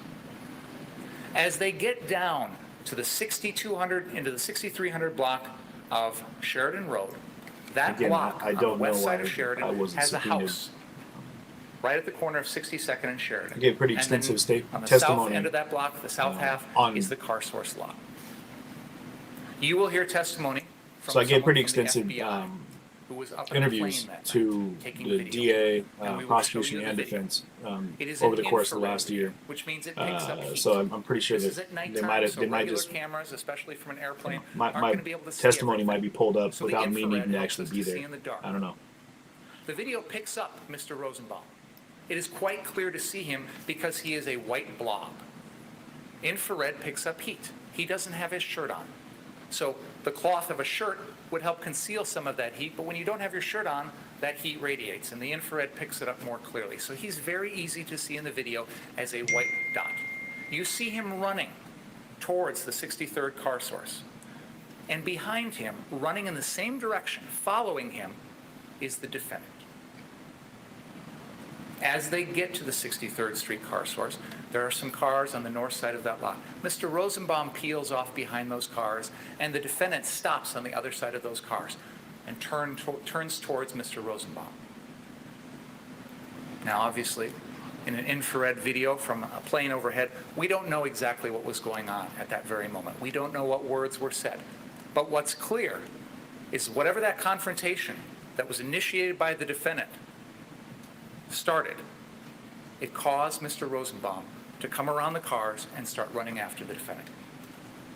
The defendant drops the fire extinguisher right there and runs, carrying his AR-15. At some point during that foot pursuit, the defendant turns around, points the gun at Mr. Rosenbaum, who puts his hands up in the air. Now remember, he has got no shirt on. He's got his hands up in the air, almost like, what are you going to do? The defendant stops, pointing at Mr. Rosenbaum, continues to run. And right around this time, there is a gunshot from someone else, who we have identified by the name of Joshua Zeminski. This is an individual who's walking on the sidewalk, probably 30 feet away from where the defendant and Mr. Rosenbaum are running. Mr. Zeminski, for reasons only he can explain, decided to take his handgun and fire it one time in the air. As I said, this is in a different direction and many feet away from where the defendant was. Mr. Rosenbaum continues to pursue the defendant, and we will have Detective Martin Howard testify that he's timed the gap between Mr. Zeminski's shot and the eventual gunshots is about 2.5 or 2.6 seconds. Mr. Rosenbaum closes on the defendant. The defendant turns and fires 4 shots at Mr. Rosenbaum. You will hear the testimony from the Milwaukee County Medical Examiner, Dr. Douglas Kelly, that Mr. Rosenbaum suffered 5 wounds total from 4 bullets. Dr. Kelly will testify that the first 2 wounds that were inflicted upon Mr. Rosenbaum were to his lower extremities. We're not sure which order they were in, but one was to his right pelvis, fracturing his pelvis, and one was to his left lower thigh. Dr. Kelly will testify that these wounds caused Mr. Rosenbaum to start falling face forward. And you will see video of his body where it is found. He lands on his face down on the ground. As he is falling, the defendant fires 2 more shots. One of them hits the defendant in the back, Mr. Rosenbaum in the back. And that is the shot that kills Mr. Rosenbaum, according to Dr. Kelly. You will hear testimony from someone by the name of Richie McGinnis. Richie McGinnis is a reporter who came to Kenosha to cover the events of that night. And at some point shortly before these shootings, he encounters the defendant at 59th Street and interviews him.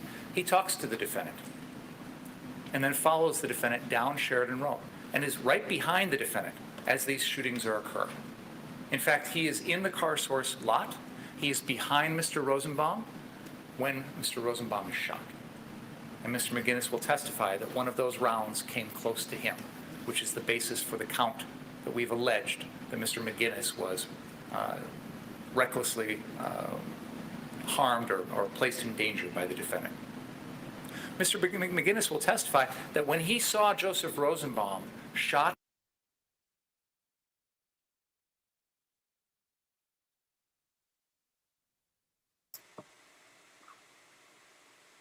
They're having an issue on their side, obviously. All right, as you can see, the camera feed froze. We lost the audio as well. Clearly a technical difficulty happening right now. The opening statement, though, is continuing. It appears this picture is back up. And there's the audio. Let's listen. they carry him across the street to Frederick South, formerly known as Kenosha Memorial Hospital, KMH, which happens to be right across the street. These folks load him into a hospital SUV that's there in the back of it, and it races off towards the emergency room to try and save Mr. Rosenbaum's life. That's what Mr. McGinnis does. The defendant, after shooting Mr. Rosenbaum, gets on his phone, calls Dominic Black and says, "I just shot somebody," and starts running away. Now, one of the things that you will see and hear in this case is that the defendant throughout this entire evening held himself out as an EMT, as a medic, that he's carrying a medical bag with him, strapped to his body. And yet, in this time of Mr. Rosenbaum there on the ground, injured,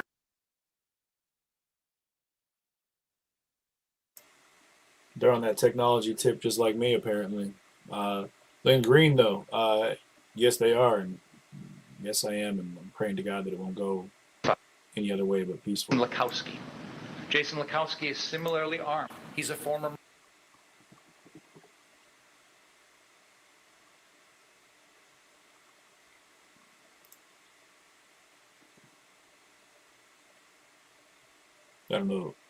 I don't know if people couldn't, yeah, I don't know. Some people didn't realize I was actually in here. So I was posted up here like this. And of course, the police.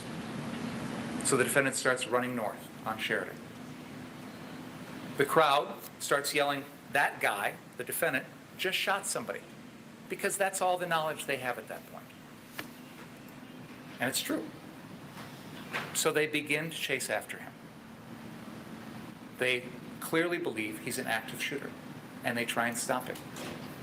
And I've already described to you the events that follow. Mr. Huber, the unknown individual, and Mr. Grosskreutz. So, when we talk in this trial about the nights of August 25th, we need to keep in mind the context of that night. We need to keep in mind the fact that there were hundreds of people on the street that night, experiencing the same chaos, the same loud noises, the same gunfire, the same arson, the same tear gas, the same hostile confrontations with people who believe the opposite of them. And yet, out of these hundreds of people, only one person killed anyone that night. Only one person shot anyone that night. When we consider the reasonableness of the defendant's actions, I ask you to keep that in mind. Now, in this trial, you are going to hear from a number of witnesses from the state. I've already told you about a few of them. We are going to begin the testimony with Dominic Black, and he will tell you a little bit about the acquisition of those guns. You will hear from Corey Elijah, who was live streaming the events that night. You will hear from Detective Martin Howard, who worked diligently to gather evidence, including many different videos, many different photos of the scene that night. We are going to use that television to show you these things so that you can see them yourself. I know many of you alluded to the fact yesterday that you've watched or read things about this. You will get the full story here in the courtroom, and you will see some things that have not been made public yet. We intend to do that by moving the TV as central as we can so that you can see it as up close and as well as possible. And we will show you as much as we can about the events of that night. You will hear from the FBI individual who was in the plane taking that infrared video that shows the defendant chasing Mr. Rosenbaum and initiating that confrontation. You will hear from other That's individuals interesting, who because none took of us have video seen that that. night. I haven't. You will hear more about Joseph Rosenbaum from his girlfriend, Carrie Ann Swart. She will tell you about his hospital stay. She will tell you about that bag. She will tell you about what was in that bag. You will hear about Anthony Huber. You will hear that he was a skateboarder, that he lived for skateboarding, that he was at the skate park at Penoyer Park all the time, that he actually knew Jacob Blake personally, that he came out that night because he wanted to show support for his friend, Jacob Blake. You will hear what sort of person Anthony Huber was. You will hear from other witnesses who've been affected by that night.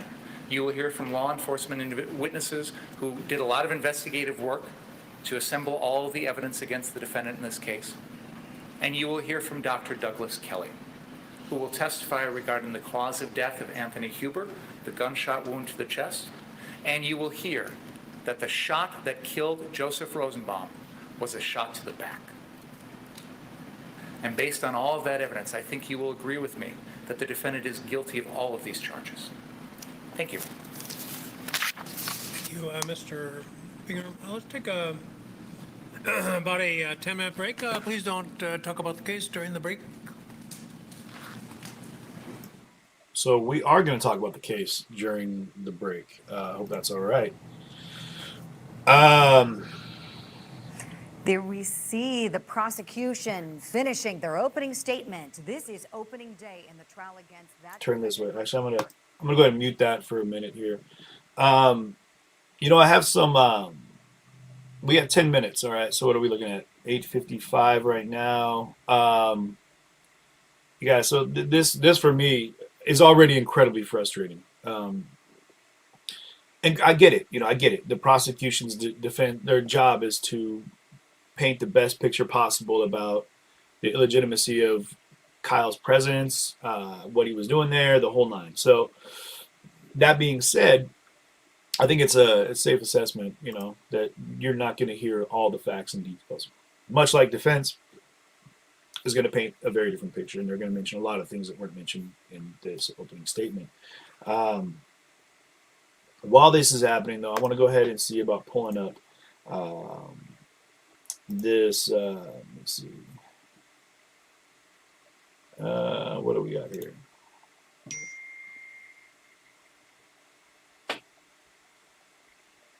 Yeah, okay, here we go. So I'm going to go ahead and add this here.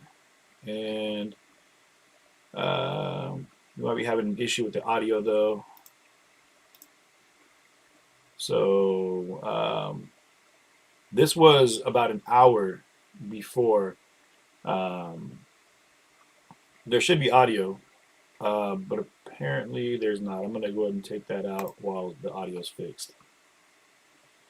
And yeah, no, people are asking. Yeah, no, I definitely haven't slept in since this thing started. I was trying to figure out the technical difficulties that I was dealing with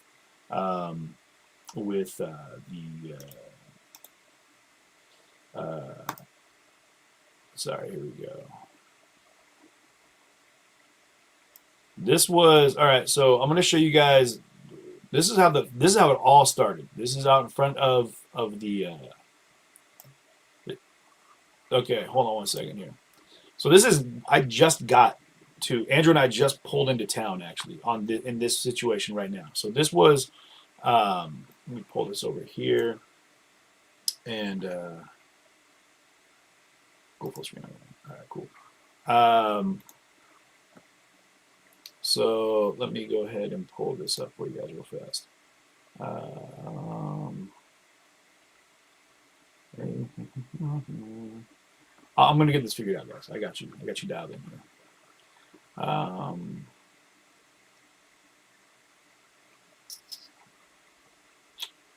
Once I figure out how to do it.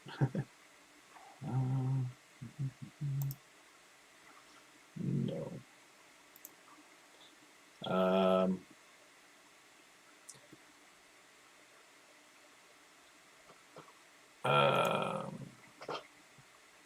And again, thank you, yeah, you guys for the contributions that help make my travel possible. I'll come back into that.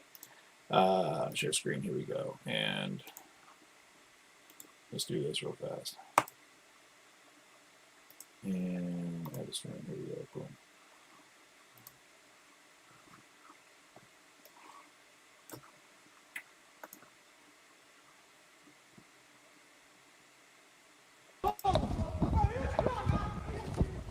So this is us moving. We're actually just, this is right out in front. We just pulled into town. Literally, I was hanging out the window, trying to figure out where we were supposed to go. Yeah, you can already smell that. By smelling for tear gas and smelling for pepper spray and whatnot. So this is, I don't, Front lines, y'all. I can't tell you exactly what time this was, but this Look at was, the riot cops they got out here right now. this is how small the group started off Hey, you can see them initially. right here.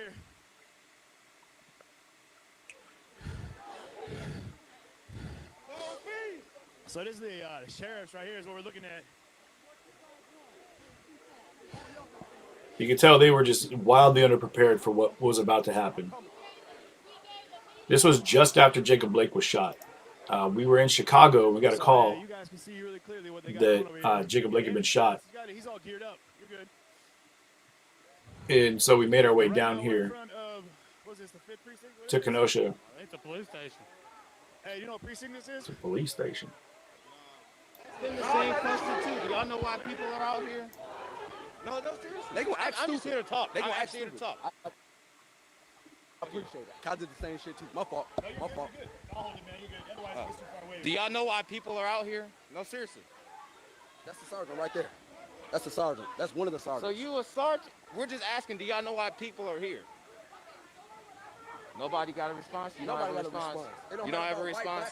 This is fucking Kenosha. They quicker than the do y'all understand why people are angry? I'm here to reason. Do you understand why people are angry? So you don't understand why people are angry? You don't understand why? I can't get a reason. Identify yourself. It is the law. I am a member of First ACLU. I also have a criminal lawyer. What is it? It is the law. Thank you. Thank you. Thank you. Because he was over here pushing my pregnant girlfriend, so Thank you. That's a sad fucking name. I made it this far. But it's real and shit. He's up here to Rob. I know Defense Rob. Attorney Josh Schiffer standing by in Atlanta, Thank you Georgia. for identifying.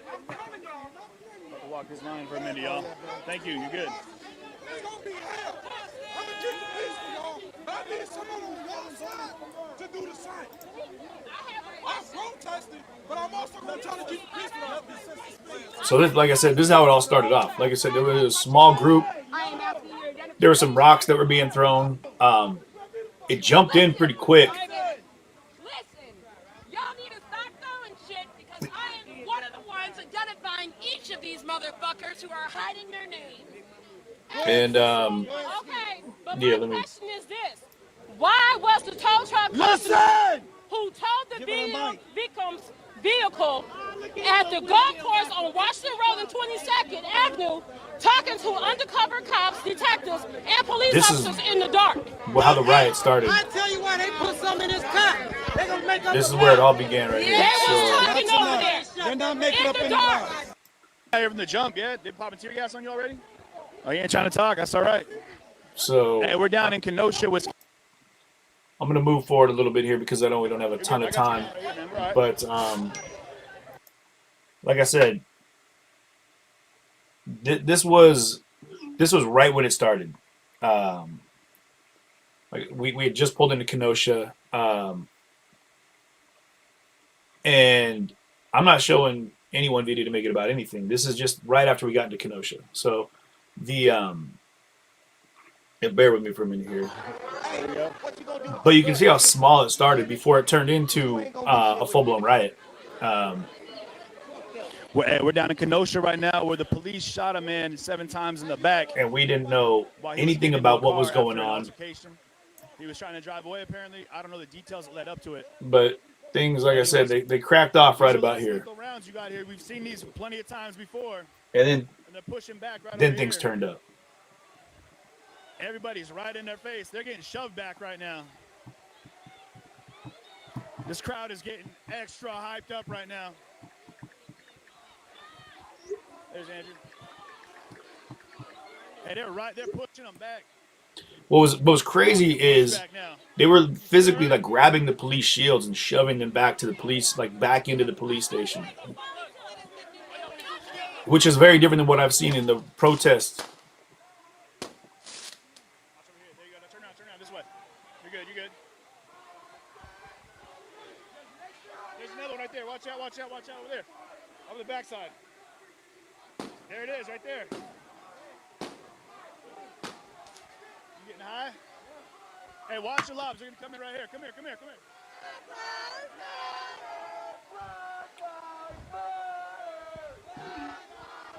Oh, they're starting to push in.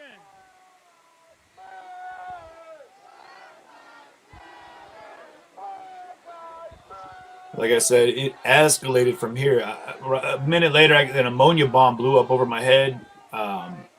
The tear gas came out, and then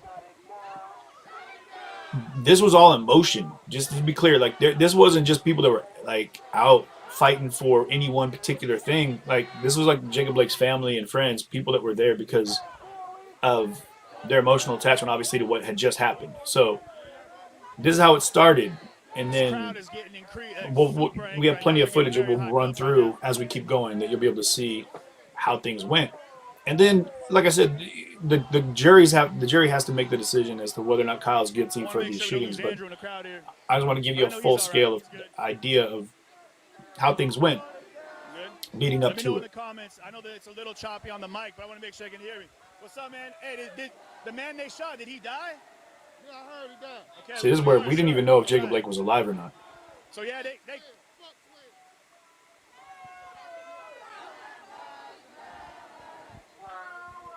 So we're doing all the way from Seattle to the March on Washington on the 28th. We're doing coverage we're everywhere. recapping what we're doing and where we're going. Oh yeah, it's gonna be all the internet, man. We're all about building this platform, showing people. Just move past me explaining what we do. There we go. You're good, man. Yes, I'm there, boys. Okay. Good looking. So yeah. All right. Yo, you heard it, man. They got. I just want to make sure I'm not missing anything. The court case.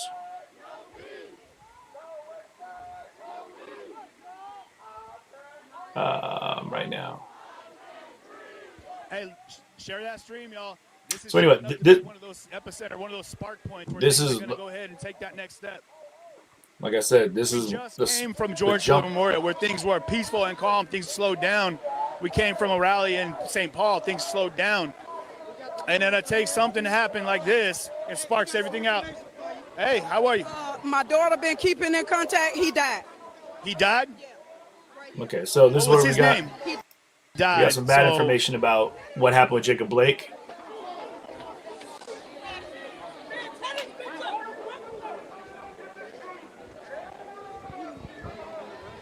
Yeah, they made it clear that this. I'm gonna turn this down real quick so it's not so bright right now. Oh, that's too bright. There we go. But hey, if you need to turn up the light right here on the side. Jacob Blake is the victim of the shooting tonight. Right here in Kenosha, Wisconsin. So, speaking of the point, we're talking about where this all started, right? So it did start with gunshots, okay? I think someone was confused about that. It just started with not in the streets of Kenosha. It did actually start in the streets of Kenosha, but a few days prior. Things went the way they went. I'm trying to give you guys an idea. The audio gets really choppy. Anyway, this is where it all started. So we're gonna take that one out, and See if we can this see is where where that's things going went and where it's taking us. to the front of the courthouse, which is where they're at right now, apparently. So this is to the right Sorry, it's is gonna be a little choppy while I walk. the courthouse. Trying to get my bearings on this one, and But hey, I'm just amazed, man. You guys shared the stream. We got it up to about 75,000. That's amazing. that was incredible. We had like, the world I think seeing what's going 84,000 people live on the show at fantastic. one point.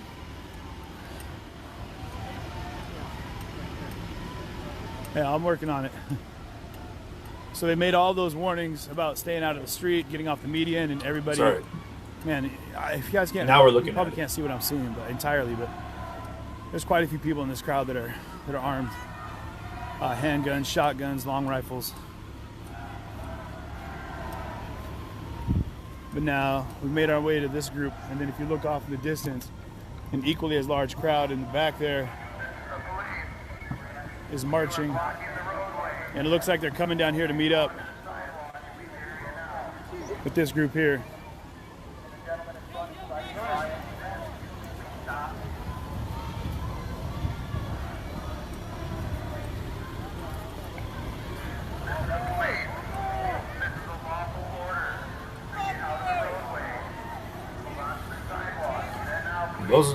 Those are like the Sorry about the stream choppy feed there for a second, crews guys. and some militia guys. Actually,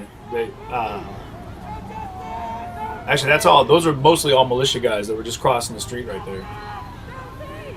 But you can see some of the streamers there that were out in the street.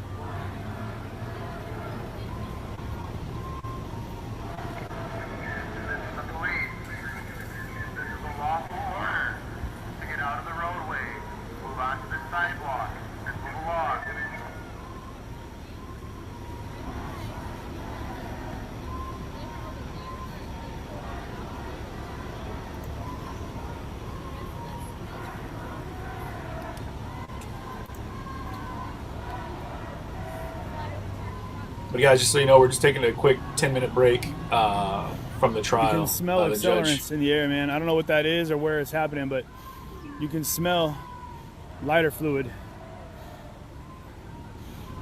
There's got to be a fire being started somewhere nearby. There's a large group of people down here in front of that Italian restaurant. And if you do remember, They are moving this way. this building burnt. Over here, right next to it, over to the right, that building burnt, or that was the car lot was just about a block up the street from there. So yeah, this all ended up on fire. It's pretty dark though, guys. I know it's hard to see, but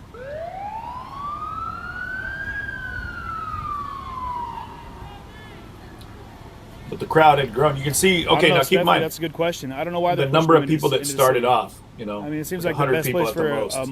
a mob to be is inside of a square park here with grass and trees and concrete buildings all around and large fences. And I want to address that real quick. What I just said there. And what I just said was that it seems like this would be a better place for all these people, all these people that are feeling what they're feeling in the direction that things were going, to stay exactly where they are, right there in that courtyard at Civic Park, where they had tanks, they had fences. You've got it's a courtyard, which means it's more or less contained. Many of the comments that had come in, the people that were actually there protesting, so they were pushed into the streets. They were pushed down the way, the direction you see people heading. And we watched it happen, guys. We watched people get pushed and corralled that direction via tear gas, pepper spray, the Bearcats, which are just basically tanks that were driving into the crowd. This is where you're going to have a lot of people, when it comes down to the actual protest itself, are going to have their different feelings about things. Because a lot of people have reached out and were just furious that law enforcement pushed people in the direction of the city instead of keeping them contained there. Who knows? And eventually, after this case, hopefully we'll have a chance to talk to some people that are actually involved with the strategy and coordination of what was going on there. But what did happen is it moved people in a direction, and it got a lot of momentum rolling that way. And then you can see the crowd there is basically gathered in front of where the police are. And what you're looking at here is the whole park. Now, these Bearcats, the light that's in there and the one to the left there, those are parked in the middle of the park. And behind that light is the courthouse back in the distance there. And a huge line of police. Shields pulled out. The National Guard had showed up. They were there on the other side of the fence. And so again, I'm not saying anything about the police. I'm not saying anything about the law enforcement that was there. I'm not saying anything about the National Guard at all. I'm just saying, even in that moment, it was a scary thought that people were going to be pushed into the city, because I knew that they were moving. Like I said, there's a lot of armed people there.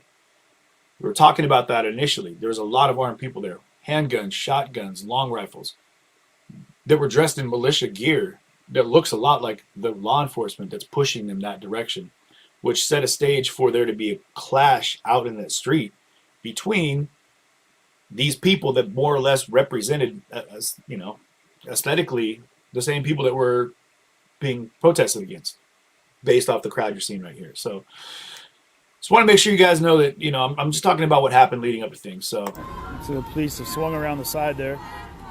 And I just want to make sure I'm not falling behind on the actual court.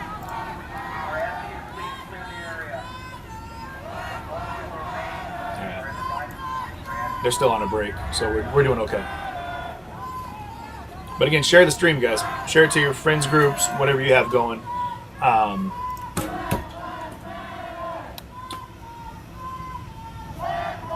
know a lot of people are going to be asking a lot of questions after the case, so it'd be good for them to see it firsthand. And this will help too, I hope.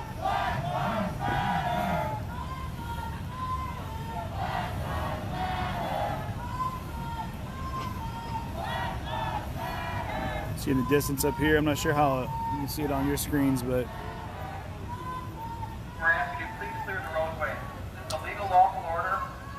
to be clear, that was the nicest LRAD. Look at all, okay. This is the line of police that you're seeing here. That's a sizable number of police, considering that they had the Bearcats out too. There's a lot of law enforcement out there.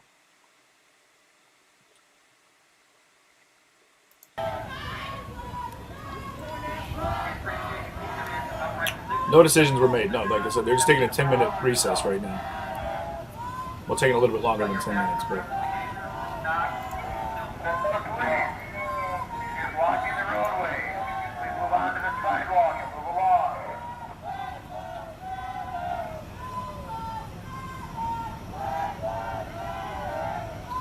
So yeah, I'm not sure. That's a post office right there. Get some reports from you guys as to where it's all boarded up. The fires are being started as they get started.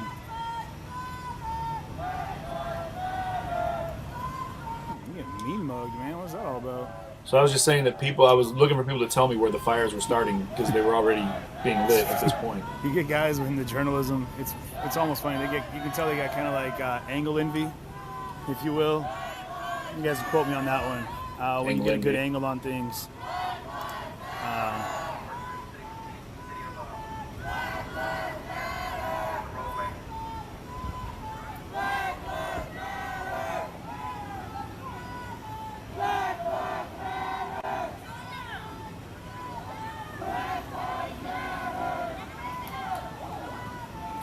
How many people are right now that are watching? Remember watching this live. The energy in the back of the group over here, guys, very different than what's happening up front here.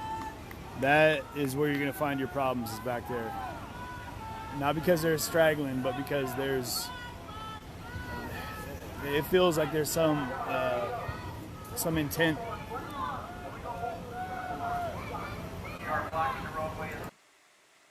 Pay attention. What I just said right there is interesting. Again, as I'm talking about it, there's like two different crowds right now. There's this crowd here that's taking a seat, that's got their arms up, that's moving towards the police, and then you've got a very different element in the back that's moving in a different way.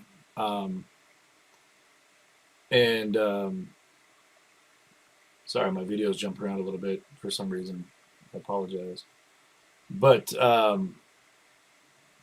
which made for a very uncomfortable feeling because um, uh, it definitely let you know that things were going to be something that they weren't at that moment. So, pardon as this is skipping around. It'll stop doing that here in just a second, actually.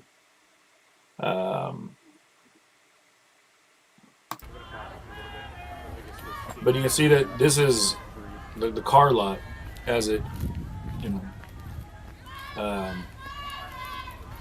this is one of the car lots. There's 3 locations in town, and this is. These are the burned out remains of the auto dealership. There you go.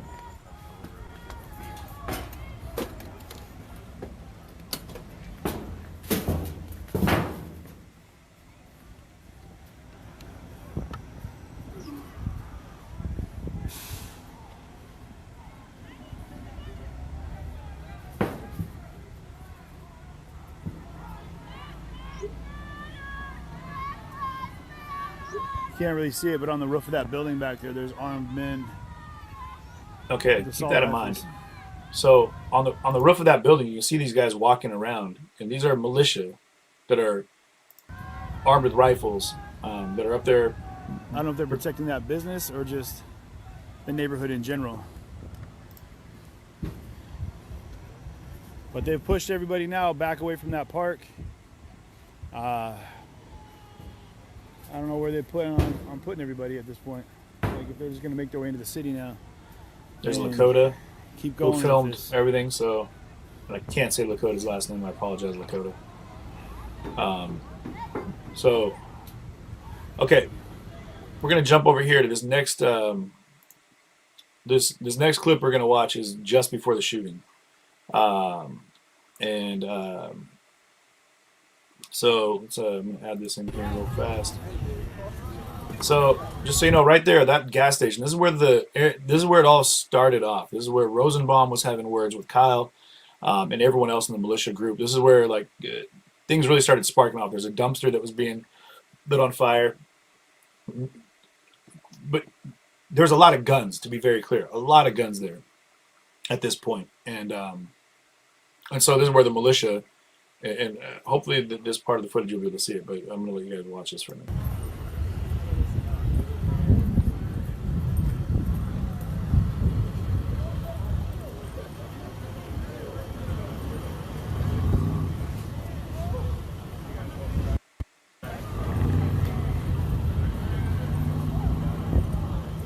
Now guys, hey, welcome back. Sorry I had to cut off for a second there. I hit my 4-hour mark.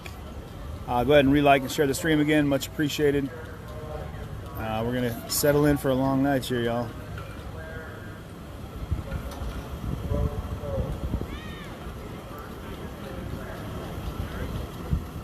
Hey again, what's up, y'all?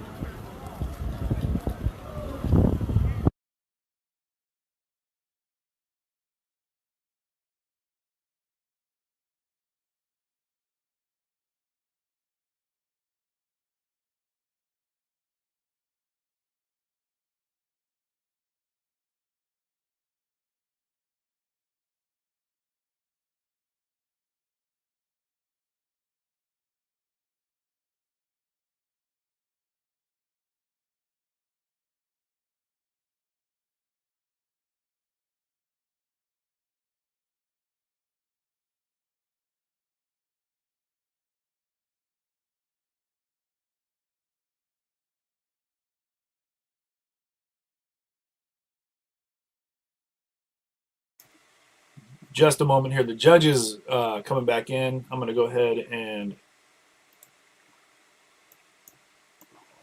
so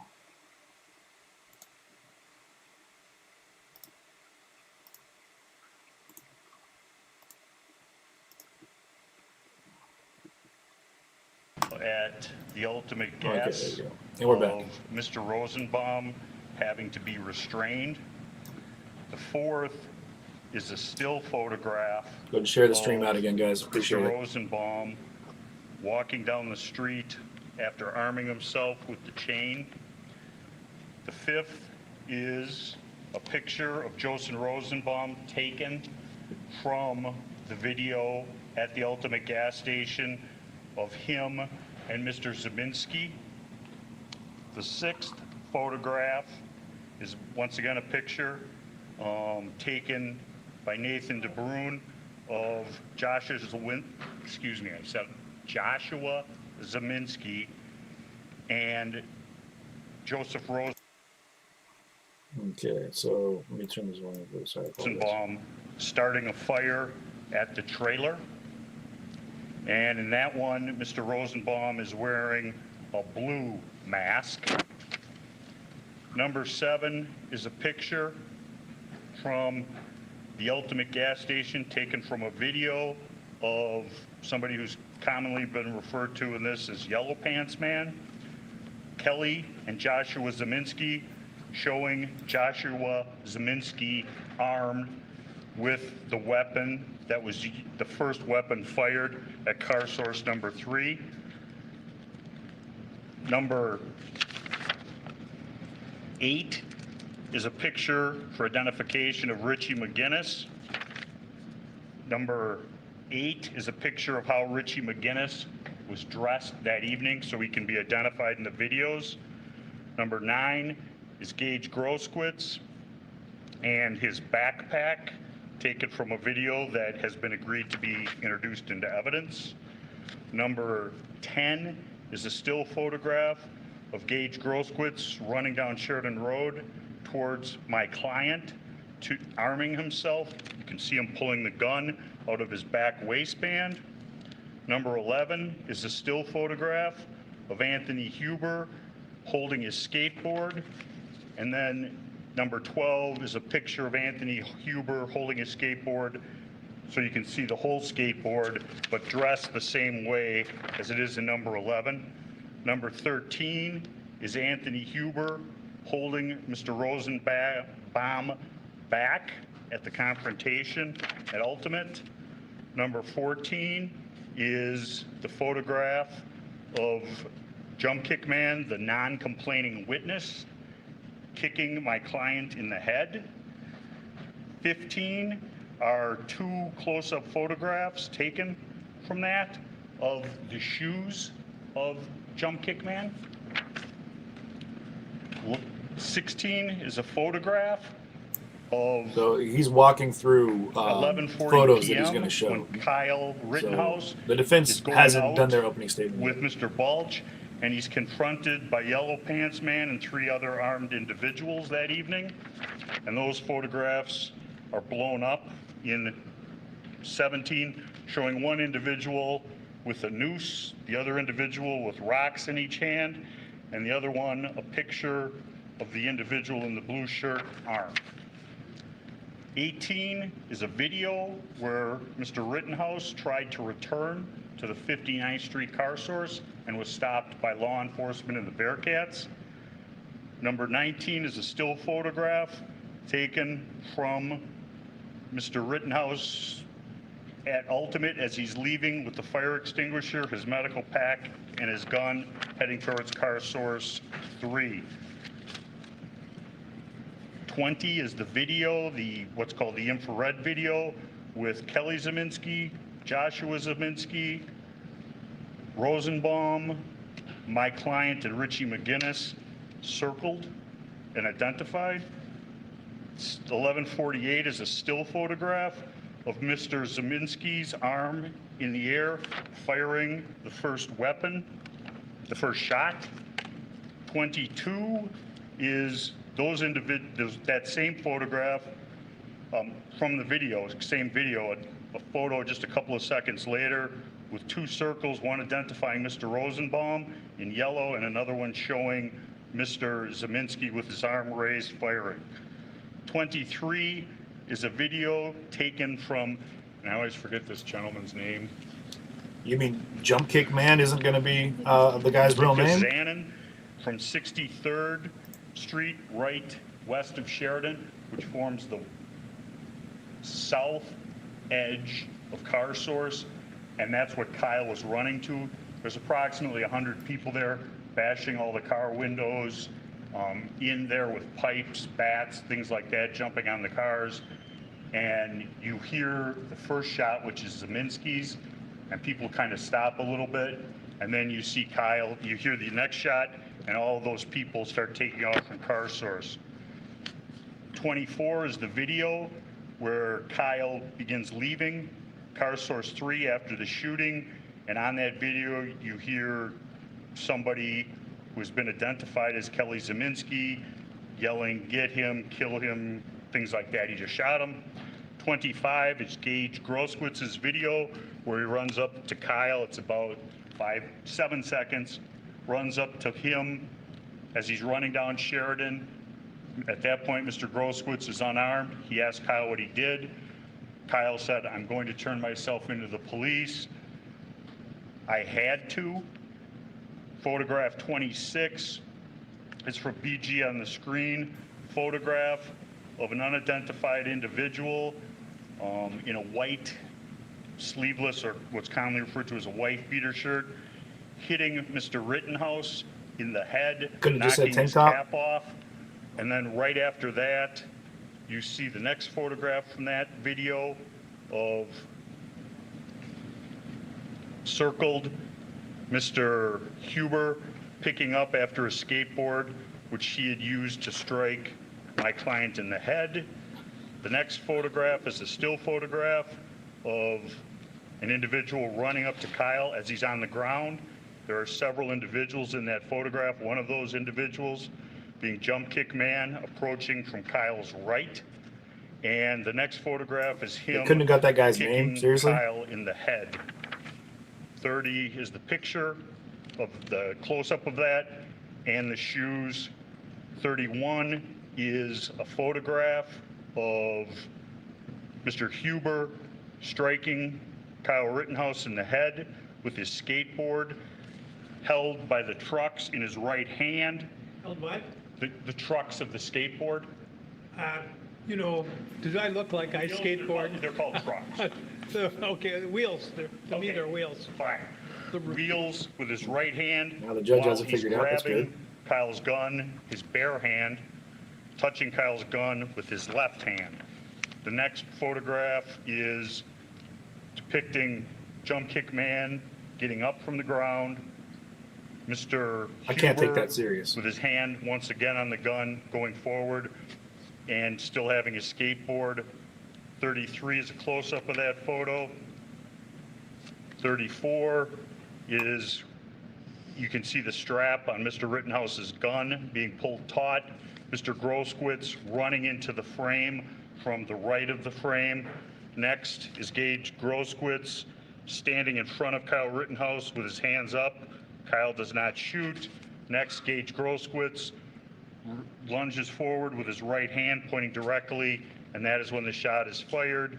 And then there's a picture of Kyle Rittenhouse on the ground, individuals approaching him, one with a pipe, one with his hands up. He backs them off, does not fire. 11:51, him video trying to turn himself into the Kenosha Police Department and turned away. And the final is a photograph from the Antioch Police Department surveillance cam at 1:20 a.m. of Mr. Rittenhouse and his mother turning himself into the Antioch Police Department. You know, I guess we don't need any witnesses. We've got the whole trial there. I thought the opening statement was supposed to be a summary of the evidence, not the evidence itself. This is, I think we're up to 41 videos He said, I and guess that was the whole photos case that are there. going to be seemingly introduced through the testimony of Attorney Mark Richards. This is a highly unusual procedure, Judge. Both sides will have the opportunity to call witnesses to talk about these things. We will have an opportunity in closing arguments to characterize these things, but to give the jury what the defense considers, and I'm not conceding that these things are all the evidence or even that a lot of these things are relevant, but for the opening statement to essentially be the entire defense case and all the evidence, showing it to them is highly unusual. I took the approach in my opening statement, and I guess I was not pushing the envelope as far as I should have, but it's always been my approach that I will describe what I believe the evidence is going to be, but I'm not the witness. I'm not giving them the evidence. That's what the testimony's for. We've had a stipulation as to the authenticity of a lot of the things that counsel's talked about. That does not mean that they're admissible into evidence. It does not mean we're conceding relevance to those things, and I anticipate that there will be some arguments as to the relevance of a lot of these things. We've already had some arguments about some of these things. So, you know, you stressed to the jury that the opening statements would be brief. It took 5 minutes for him to list all of those things, let alone what it's going to take to actually show them and play them for the jury. So I think as a general policy, Your Honor, and I understand it's not necessarily the law, but witnesses should be presenting evidence, not the attorneys in their opening statement. So I object to this procedure. I think it's overly long. It's duplicative of what the evidence is going to be. There'll be an opportunity through witnesses to present all of that. I think counsel should be describing what he thinks the evidence is going to show. That's appropriate. But showing them all the evidence this way, why do we even need witnesses at this point? I'll get up and I'll play all the videos I want to play. They'll play all the videos they want to play, and then we'll just be done without any testimony. That's not the way this trial should work. So I don't think this is a proper procedure, Your Honor, and I do object to it. Okay. Well, first of all, are you going to be able to authenticate each and every one of these? All of these come from exhibits that have been agreed or stipulated to their authenticity. And they're all going to be relevant? They all are relevant. They've all been... It sounded like what I've already heard about, by and large. You know, the standard is not what you did or what you can do or could do. The standard is what the law allows, and I can remember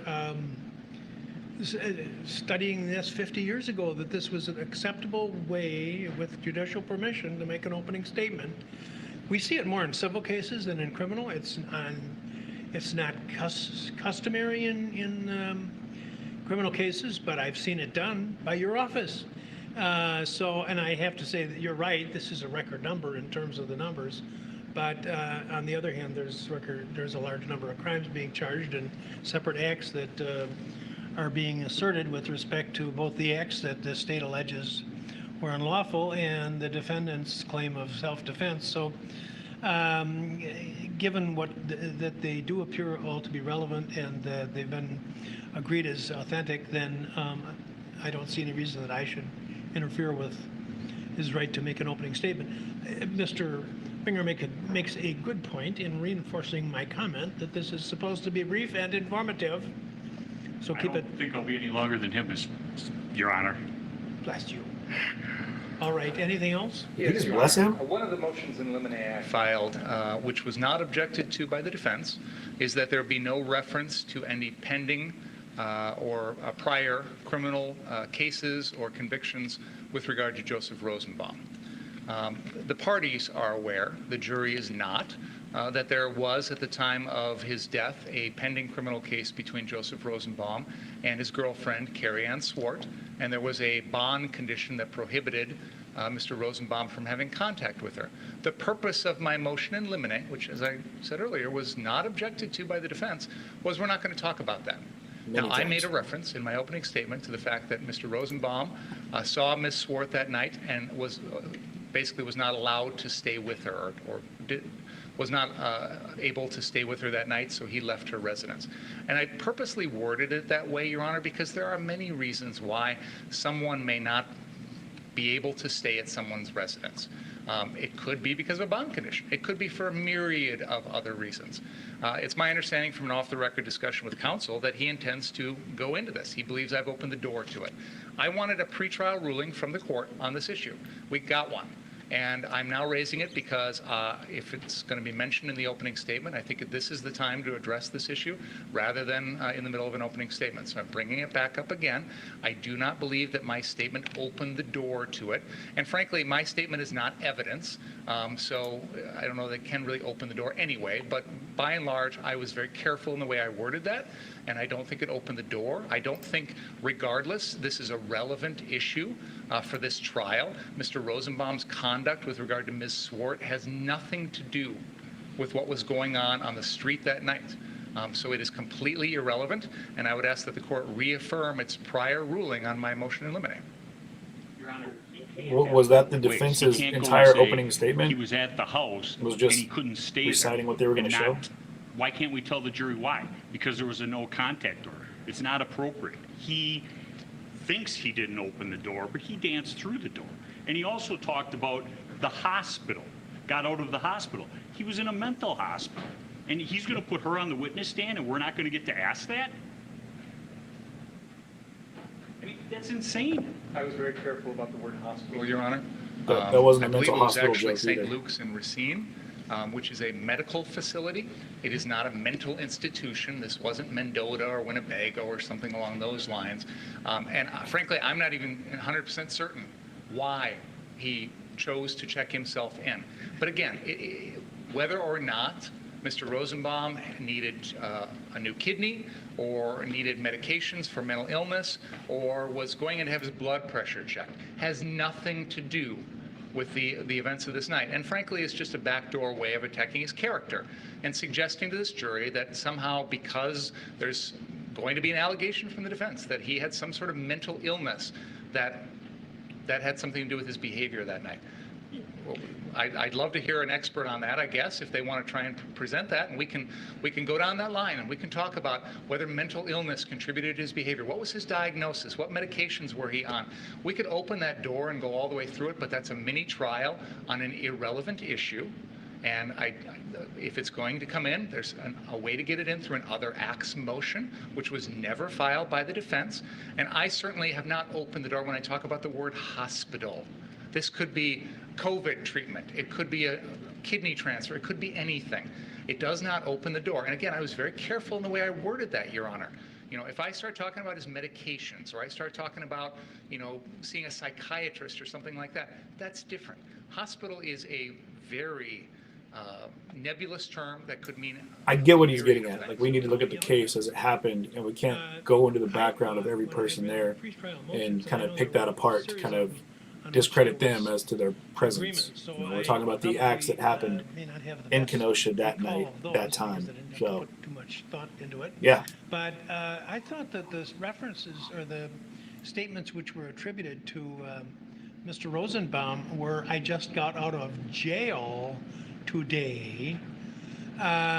You're telling me that there was also discussion about hospital? No? Or there's no video or statements or audio of Mr. Rosenbaum talking about the hospital. The only relevance it has, Your Honor. Well, wait a minute. Let me. So. Sure. It was. Is there testimonial? Are we going to hear testimony that he made statements that he had just gotten out of jail that day? There's going to be statements to that effect. Okay. In fact, your statement on your opening statement was. And I will tell you this, I'm going to ask you to try to reconstruct from you, if necessary, I'll have the reporter read it. But I don't recall the exact statement. I do know that I thought at the time, I'm surprised he's going into this because it may trigger a response. So what exactly did you tell the jury? What I said, Your Honor, is that Mr. Rosenbaum had gotten out of the hospital that day and was carrying around a plastic bag, which is the kind of bag that hospitals give you to carry around your personal belongings. The only relevance that has to this case is that's the bag. I just wanted to get a statement. Yeah, and I was doing that because the bag comes in, and that's the only relevance. Okay, now, and you also made a statement about his being with the person by whom he was allegedly bound not to have contact. That's true. And do we know the exact scope of that order? I believe it was a straight, typical no contract. Typical, no. We can look it up, Your Honor. Yeah. Well, what did you say about it? What did you say about it? What I said is that he had seen her after he got out of the hospital, that he couldn't stay with her, and so then he left and essentially came downtown. And Ms. Swart will testify, and she will talk. Why did you say that he couldn't stay with her? I'm sorry? Why did you say that he couldn't stay with her? I said that because it explains why he left and came downtown. He's got a hospital bag, Your Honor. It's a little unusual, I think, for someone to be released from a hospital, have a bag of their personal belongings, go to their girlfriend's place, and then continue to walk around with it. That's a little unusual. We know what was really going on. And by the way, how do we know that he had been there and had left? Is she going to testify? Yes. Okay. Yeah, and so she's going to talk about seeing him. She's going to talk about that bag, and she's going to say she saw what was in that bag. And this comes into play, Your Honor, because this is the bag that was thrown at the defendant. There's been some allegations out there that this is a Molotov cocktail, or it's got chemicals in it, or it's got something that could cause the defendant harm. It had toothpaste, mouthwash, a water bottle in it. That's the narrow relevance of this bag. Well, that's why the I'm not hospital. concerned. The relevance is not something I want to talk about now. I want to talk about what you said and Sure. why he thinks it is worthy of response. He's misrepresenting the facts of the case to the jury by saying hospital when it was a mental hospital. Mr. Binger knows full well Why isn't that a hospital? he'd gotten out for a suicide attempt. So? And It's a hospital. And let the jury know what type of hospital it was. Why he was acting the way he was. He was not acting appropriately. That's part of the defense. And then he goes and says, can't stay there. Why can't he stay there? Because there's a court order that says he can't. He wasn't supposed to go there in the first part. And if he was on trial for violating his bond, then we'd have that trial. But he hasn't been tried or convicted of that because he's deceased. But, Your Honor, and by the way, we have the bond condition here. It's no contact, including the residence, electronic or third party, with Carrie Ann Swart and the Park Ridge Inn, which she stays there, and they had been staying there together until that criminal case started. So, you know, if we want to charge Mr. Rosenbaum with violating his bond, what good would it do? He's deceased. But yes, that is true. But again, it doesn't make him a criminal on this evening. It doesn't make his behavior help explain any of that stuff. I don't think, as far as your opening statement, you need to respond to his statement about the hospital. I'll have to separately decide at a later point as to whether he had been hospitalized and for what. I don't know if that's admissible or not. I suspect that it is not, but I'll keep an open mind. As far as his not being there or not supposed to be there, again, I'm not sure that I want to hear about that in your opening statement.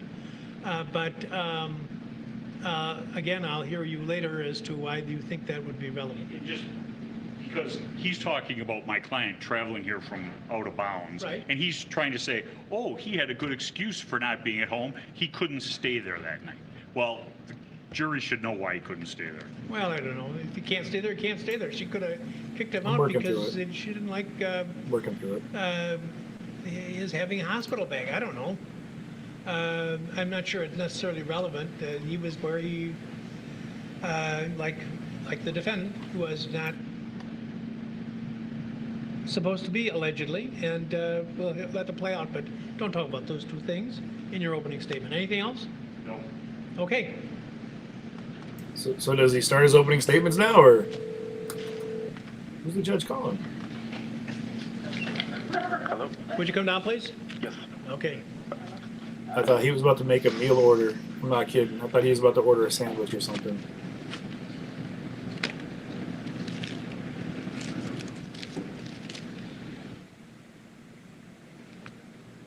And this woman here, I believe, is part of the council. Someone was asking if that's his mom. I don't believe that's his mom. No. I don't think she'd be standing up. Ooh.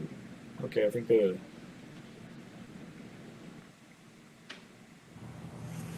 All right, you see everybody on their feet as the members of the jury will be brought back into the box. Okay, And so the jury just was wanna not in mention at that a couple moment. things coming from our field team. Of course, these are our Court TV cameras in the courtroom broadcasting this case. Our team is there.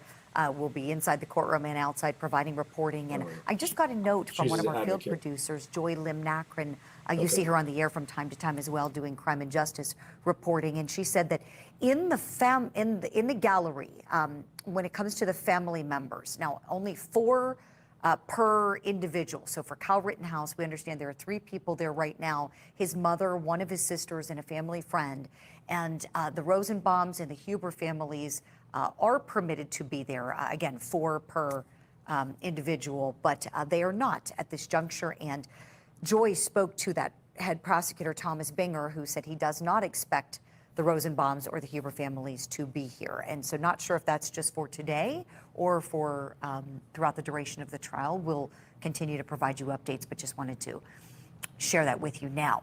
With respect to the judge's ruling, and this judge very, very thoughtful to reserve ruling on how the defense wants to portray Joseph Rosenbaum and what they're able to let this jury know about the night before the incident, that he was in a mental hospital after a suicide attempt and had just gotten out, and there was a no contact order at his residence. That's why he couldn't be there staying, and he was out we know where. Defense wants that in. The judge isn't sure its relevance at this juncture. He's going to take it under advisement. When you're dealing with, what do we got, 5, 6 lawyers in the room? What do you expect? All right, let's go, Mr. Richards. May it please the court, ladies and gentlemen of the jury, good morning still for the next 10 minutes. This is my opportunity to tell you and show you what I believe the evidence will show. You've heard the state's opening statement, and now I will give mine. We have 2 very different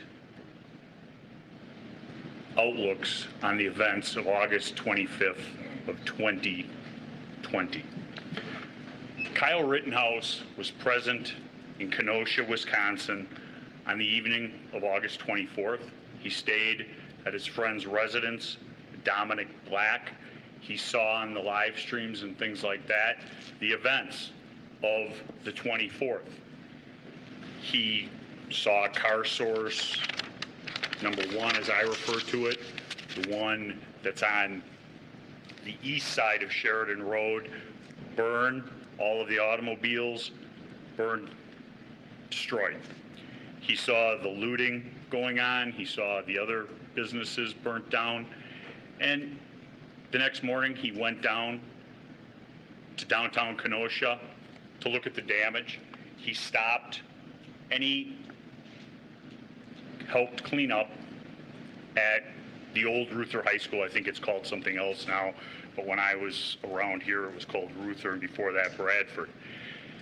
And he saw that. He met one of the owners from CarSource, and they talked, and they decided that they would offer their services, him and Dominic Black and Nick Smith, to help protect the property of CarSource. Ladies and gentlemen, the evidence will show, in spite of what the media and public statements and things like that have been, the evidence will show that Kyle Rittenhouse had strong ties to Kenosha. His father lived in Kenosha.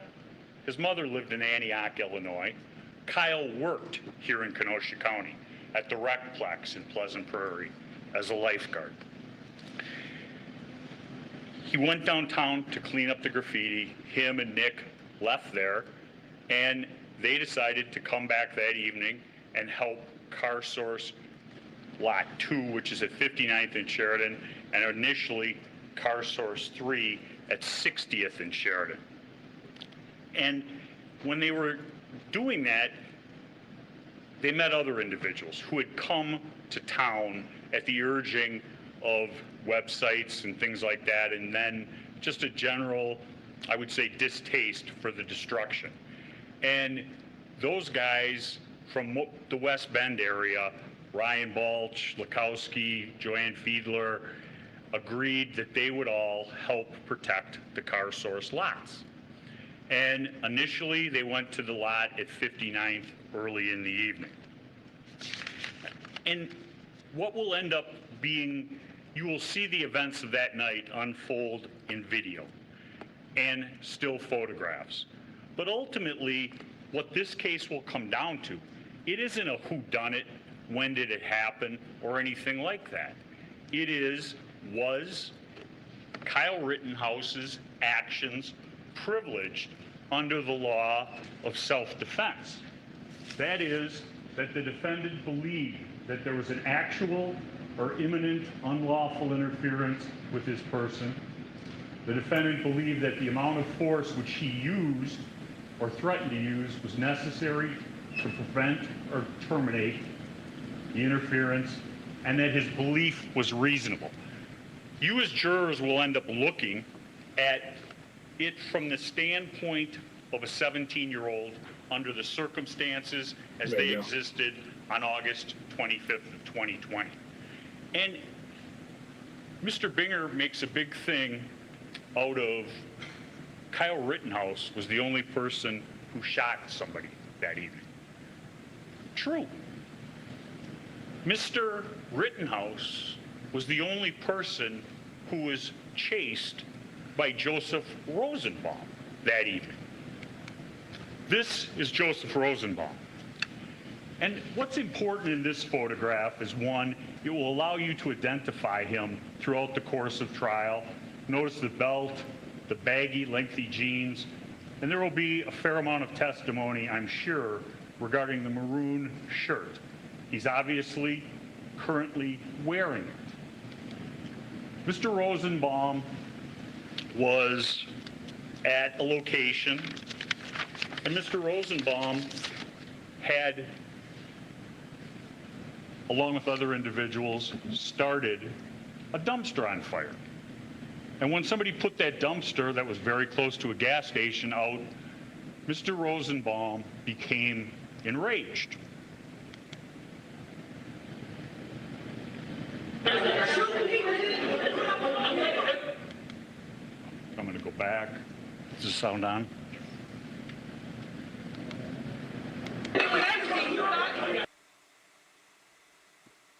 They had to mute that because he was dropping the N-bomb several times. That interaction.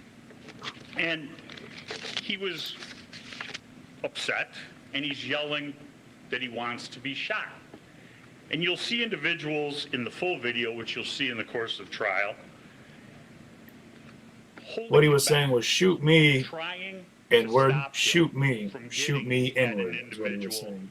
Who is dressed with a baseball cap, an AR rifle, and long pants. Excuse me, short pants. Who looks very much like Kyle Rittenhouse. I believe Here's that was Mr. my Rosenbaum during the evening. Him and his friend or associate, Joshua Zeminski, had just come from starting a trailer on fire. He arms himself with a chain and goes up and down Sheridan Road, carrying this rather heavy chain used to tie down equipment. Next is a still photograph taken from the Ultimate gas station.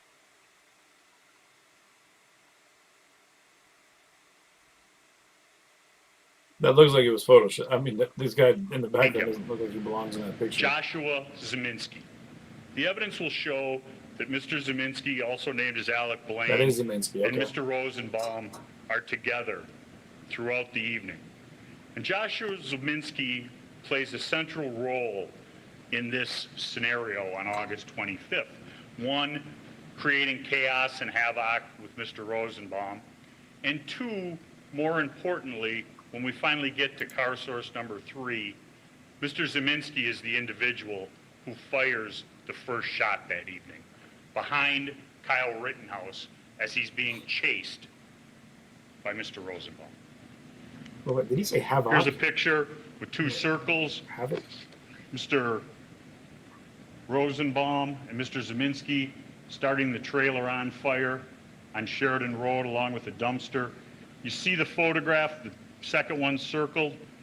Testimony will show that that is in fact Mr. Rosenbaum wearing a blue mask, not his shirt over his head, and carrying a bag, which I'm sure there will be much testimony about. Other individuals in this, once again, Mr. Zeminski. In the photograph taken at the Ultimate, this is a still from one of the videos you'll get to see, is Mr. Zeminski armed with the weapon that he ultimately fires at the car source 3. The individual with the red hair is Kelly Zeminski. She has a backpack and there's a circle on her hand with a big, heavy flashlight. As you can see, there was no need that evening for a flashlight other than it being a weapon. Count 2 is an individual by the name of Richard McGinnis. He was a reporter covering the riots in Kenosha. He had covered the riots in Portland, Minneapolis, and he will tell you, when he's called to the witness stand by either the state or myself, that he was dressed like this that night. The black t-shirt with the black, the helmet on his head, and he had interviewed Kyle Rittenhouse and talked to him, and Mr. Balch and Rittenhouse were going to go out and see if anybody needed medical attention that evening, and Richie McGinnis was going to follow along. He will testify that he goes out with them, and eventually they have an interaction with the individual who we refer to as Yellow Pants Man. This is Gage Grosskowitz, the individual who is the victim, or excuse me, the complaining witness in count 5. I apologize. And in that photograph, you see that he's wearing a backpack and he has his cell phone in his hand, as he does throughout the evening, filming.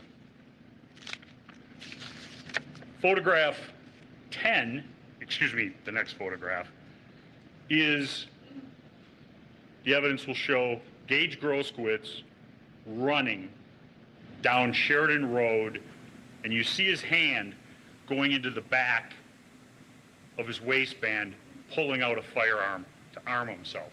The evidence will show through testimony of an individual by the name of Nathan DeBrune that that yellow dot right up there is where Kyle Rittenhouse is as they chase him down Sheridan Road.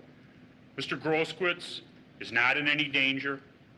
Kyle Rittenhouse has already told him that he's going to turn himself into the police, yet he arms and continues with the mob to attack.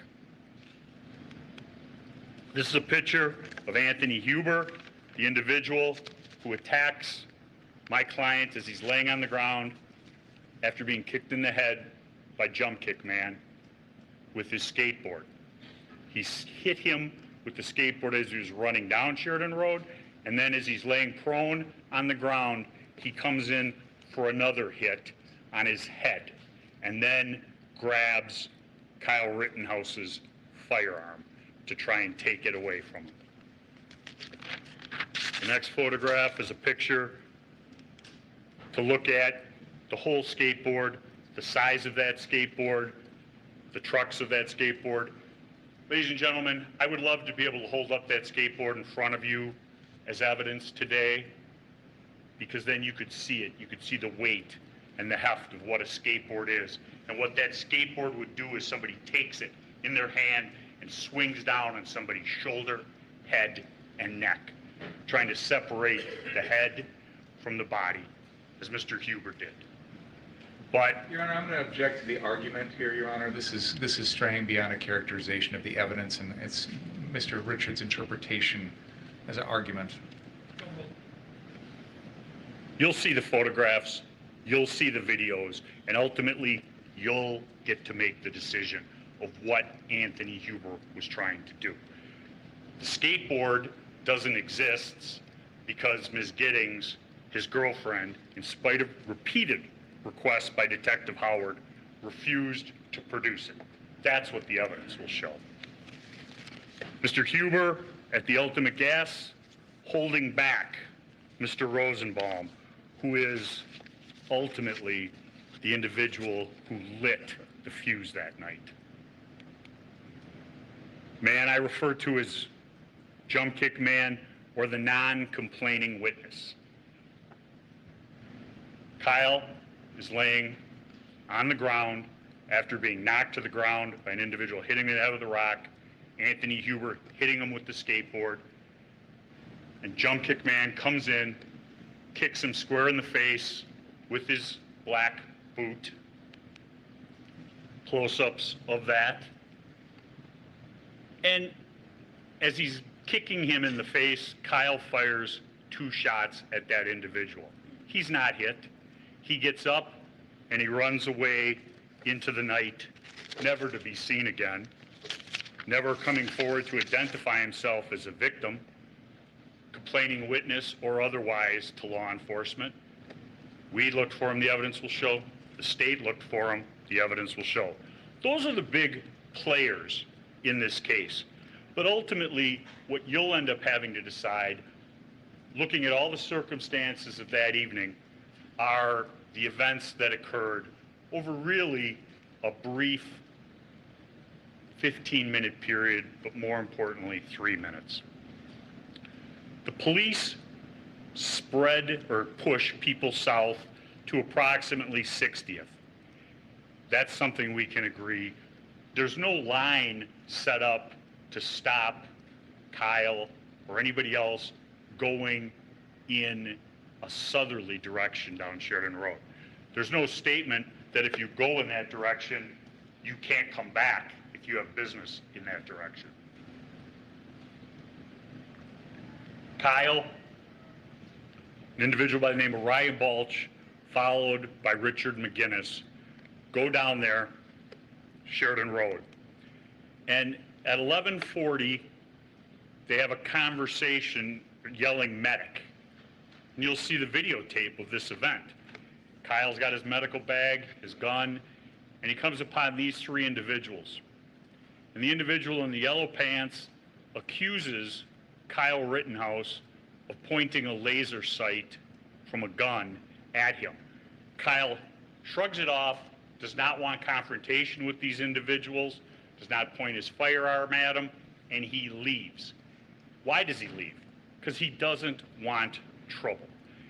These are the three individuals who were with Yellow Pants. One individual is carrying a noose. I don't know what that's for. The other individual, the testimony will be from Kyle Rittenhouse and Richie McGinnis, had rocks in his hands. And then the blue-shirted individual was carrying a 9mm firearm. Richard McGinnis will tell you about the marauding nature of these individuals. He was so intimidated by them after Kyle walked away that he had to give up 2 White Claws to him to settle him down and some cigarettes so that he would be able to leave them. Kyle, from there, realizes he's been separated from Mr. Balch. He goes over to the Ultimate gas station looking for Mr. Balch and is unable to find him. What happens next is he attempts to get back to Car Source at 59th and Sheridan Road. This is Kyle on the right coming into the frame.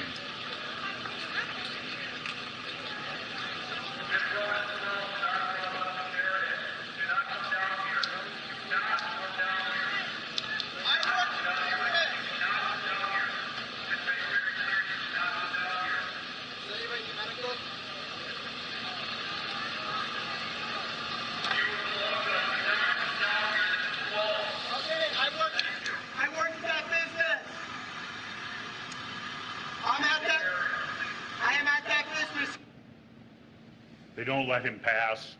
He goes back to the Ultimate gas station, and a few minutes later, at approximately 11:45, he receives a phone call from Dominic Black. Dominic Black informs him, the evidence will show, that they're breaking windows and starting fires down at Car Source 3. Go and stop them. He asks an individual for a fire extinguisher and asks the individual to go down to Car Source 3 with him. The individual gives him the fire extinguisher, but does not go with him. And Kyle heads down to Car Source 3. He doesn't know that Mr. Rosenbaum is down there. He's been asked to go down there by Nick Smith. He heads down Sheridan from 60th, walking to Sheridan and 63rd where the Car Source is. That's a picture of him from a video leaving the Car Source at 11:46 p.m. approximately. He has his firearm, and he has, as you can see in his other hand, a fire extinguisher to put out the fires and that are being started down there. This is an aerial photograph that the state had referred to in its opening. And it's actually started to roll, Oh, okay. and you'll see circles in here. There's Kelly Zeminski in the green lettering, and that's a thermal image, excuse me. I don't think I get started. It starts very slowly. That's interesting. You can see people are labeled Richie McGinnis, and they head down.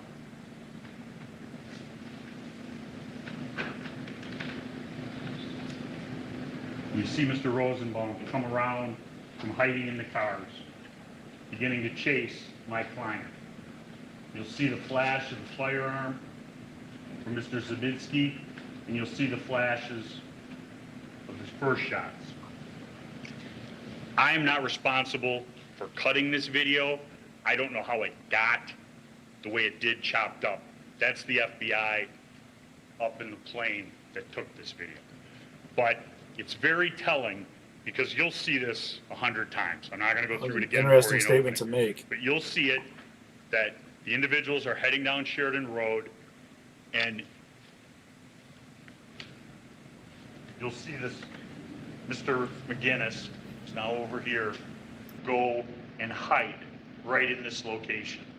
You'll see Kyle come into this area and pause where Mr. and Mrs. Zeminski are, and you'll see in this car is a fire that started. You'll see how it's bright. And they go, Kyle runs in this direction, trying to get away from Mr. Rosenbaum. Ladies and gentlemen, Kyle Rittenhouse is under no obligation whatsoever to retreat from Mr. Rosenbaum. He does. He runs away from him because he doesn't want a confrontation. He doesn't want trouble, which makes no sense with what the state says about him hunting or chasing him down. He's trying to get away from the individual. You'll hear testimony, not just from Kyle Rittenhouse, but Balch, Mr. Balch, about Joseph Rosenbaum stating to Kyle and to Ryan Balch in each other's presence, if I get either of you two alone, I'm going to kill you. That's a good question. Flat out threats to murder. When Mr. Rosenbaum is shot in the car source lot 3, there's been a gunshot behind Kyle. He turns to address Mr. Rosenbaum with his firearm. Mr. Rosenbaum is not deterred. He continues to run. And you'll see that on numerous videos, closing the distance. Mr. Rosenbaum could have stopped at any time. Mr. Rosenbaum is wearing that maroon shirt on his face as a mask, covering up his identity, because he wants to steal my client's firearm and use it against him to carry out the threat he had made earlier. That isn't just the word of Kyle Rittenhouse made up after the fact. You'll hear the testimony of Richie McGinnis, who was close that evening. He was following behind them. You'll see him on the video. He'll testify to you in court. He did not feel endangered. He was doing his job. He will testify that Joseph Rosenbaum let out, as he put it, one of the scariest screams I ever heard.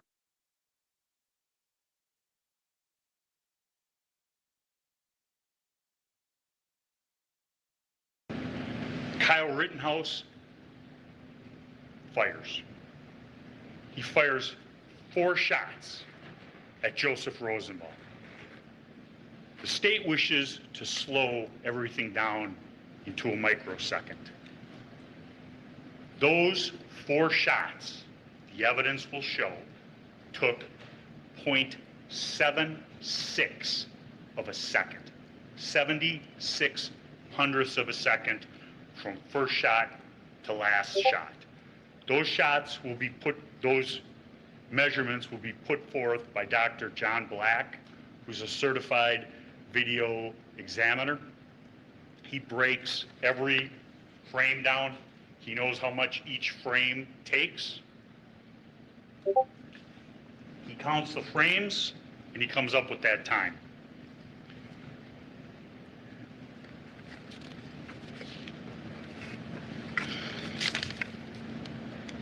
Next photograph, 11:48.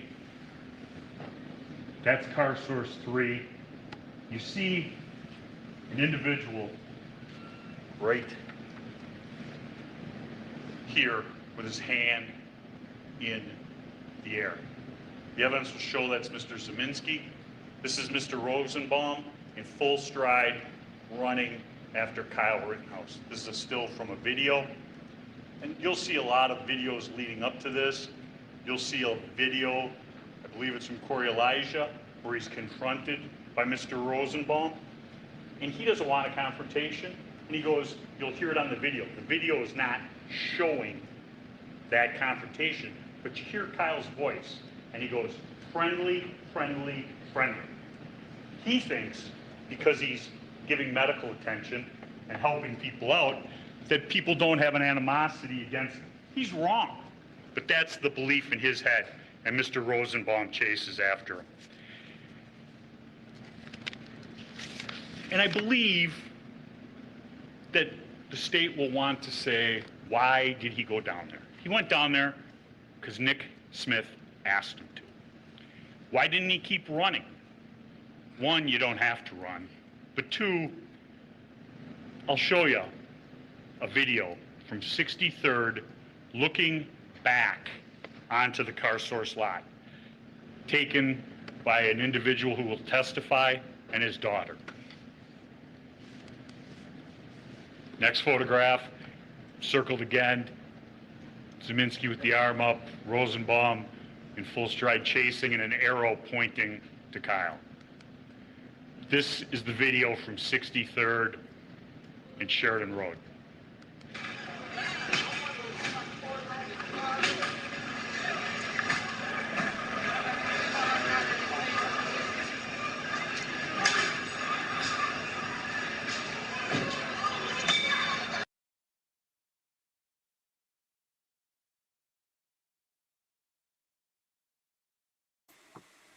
So it's muted on the. Oh my God, I am. You'll see that whole video during the trial. Okay. The individuals were at car source, the rioters, destroying all of those vehicles. And as Kyle was running from Mr. Rosenbaum, he did not want to run into those rioters who were destroying all of that property that did not belong to them. You hear the first gunshot, the evidence will show Mr. Zeminski. You hear 4 shots in quick succession. The evidence will show that is Kyle firing at Mr. Rosenbaum as he's trying to take Kyle's weapon from him to use against him. You hear 3 more shots in quick succession. I don't think the government will have any dispute. I don't think the evidence will dispute. Those 3 shots are from another person who's in the car source lot firing for some reason. He was never identified, never arrested. This will show Kyle running back to the scene of the shooting. You guys see that in my It video will too. show, When you hear I the think gunshots, the evidence will and show point them out. why It Kyle sounds like Rittenhouse gunshots, and didn't you hear the stay return and fire. render aid for Mr. Rosenbaum. So you Not definitely that know he's that under there's any multiple guns obligation being to do shot at that time. But sometimes discretion is the better part of valor. So I think they're muting this because a lot of the language is being used in the videos.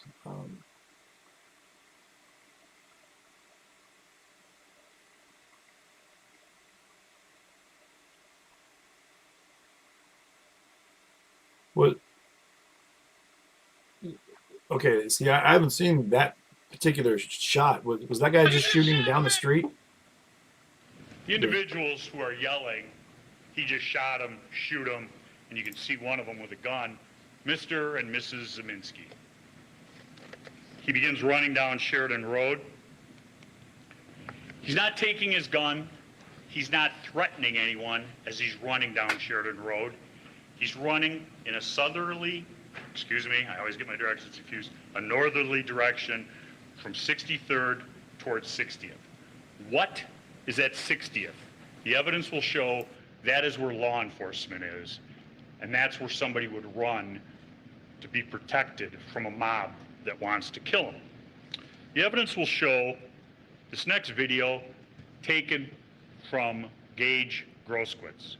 He runs up to Kyle. At this point, he is unarmed. Kyle does not point a firearm at him, does not do anything to dissuade him from approaching him. You'll hear on the video the exchange, and you'll see it. Hey, what are you doing? You shot somebody? Who shot? Who shot? Hey, stop him! You see him running with the gun at the ground, away from Mr. Grosskreutz. Instead of going to the police, came is that up what on he said? Kyle, got very close. Did Kyle point a firearm at him? Did Kyle shoot at him? No. All he wanted to do was get to the police. But the mob is closing in, of which Mr. Grosskreutz is a member. The first individual runs up behind Kyle and hits him in the head with his hand, or a hand with a rock in it. This yellow circle shows Kyle being knocked a bit askew, but more importantly, his hat being knocked off. He's run all this distance, his hat stayed on his head. The government doesn't want anyone to think that he's being attacked or hit. This still photograph shows that his hat is being knocked off.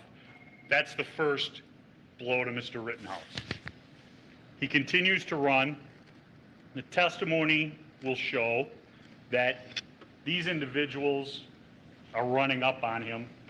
What's important in this photograph, the evidence will show, is on the left, the testimony will be that Mr. Huber is picking up his skateboard. Why is his skateboard on the ground? Because he has taken his skateboard and swung it at Kyle Rittenhouse's head for the first time, hitting him in the head. And you can see in the blue circle, Kyle Rittenhouse beginning to fall down. The two red marks are one, the individual who struck him first, and Jump Kick Man closing in. Kyle goes to the ground. This is a still photo from a video you'll see. What's important here, the evidence will show, Kyle's on the ground within 2 feet. Kyle points the firearm at him, does not fire. The individual backs up. He's no longer a threat. Kyle does not discharge his firearm. The next picture. The unidentified complaining witness, Jump Kick Man, kicking Kyle in the face. Behind Jump Kick Man is Huber. Now he's picked up his skateboard. This is a photograph from a different angle, a different individual. And you see him running in Kyle's direction. There's the boot right before contact. Those are the boots that struck Kyle Rittenhouse in the face. Here is the photograph. Mr. Huber's bare hand on the skateboard, holding the trucks, bringing it into contact with the back of Kyle Rittenhouse's head. Jump Kick Man still has not even gotten completely on the ground. And where is Mr. Huber's hand? And it's important here, ladies and gentlemen, it's a bare hand grabbing his gun. The state will produce evidence, I believe, that there's no DNA on the gun. He must not have touched it. Ladies and gentlemen, there's video photographic evidence of him touching the gun. Next, the bare hand pulling the gun towards him. Jump Kick Man getting up to run away.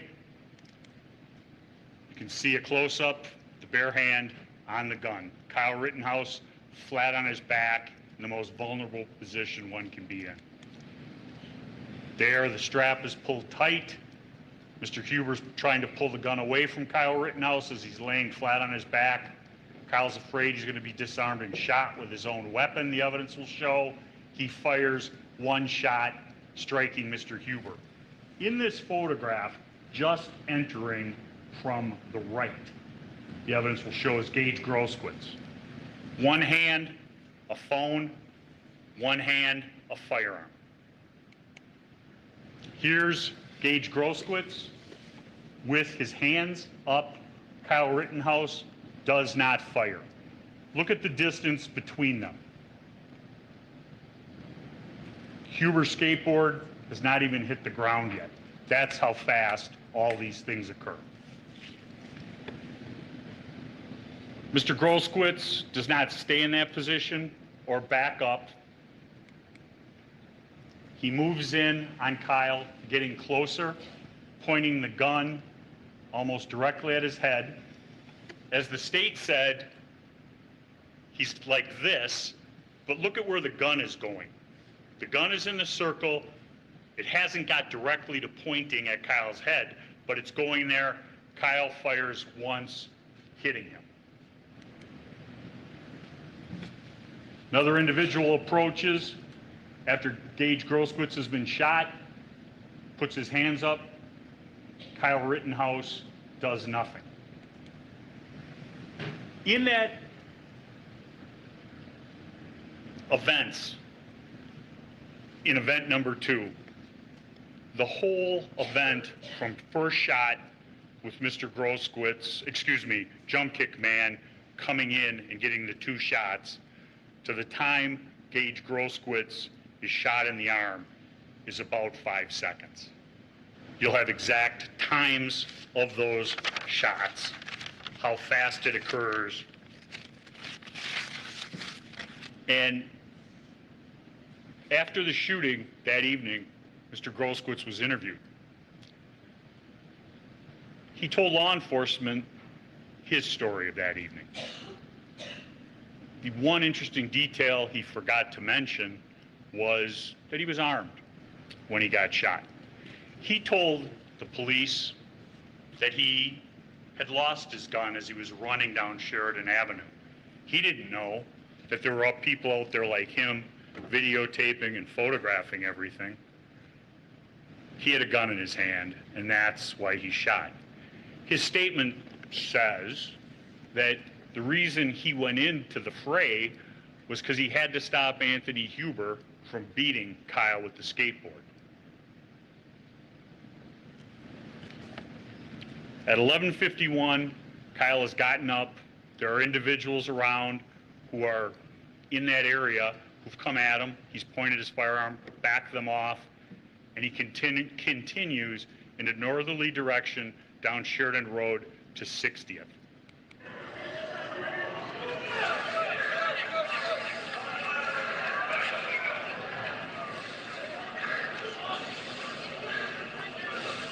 Hey, he just shot them! Hey, dude right here just shot them! Dude right here just shot all of them down there! That dude just shot them right there! That dude right here! Yeah!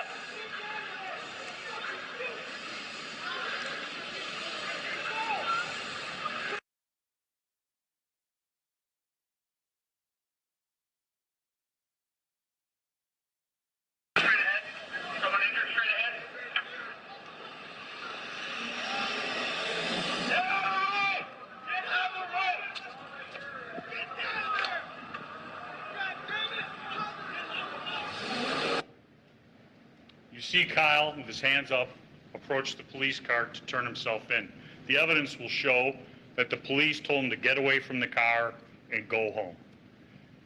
The police say that they pepper sprayed Kyle. Kyle didn't get hit with the pepper spray. He's not disputing that they might have shot pepper spray at him. That's why he backed up so quickly.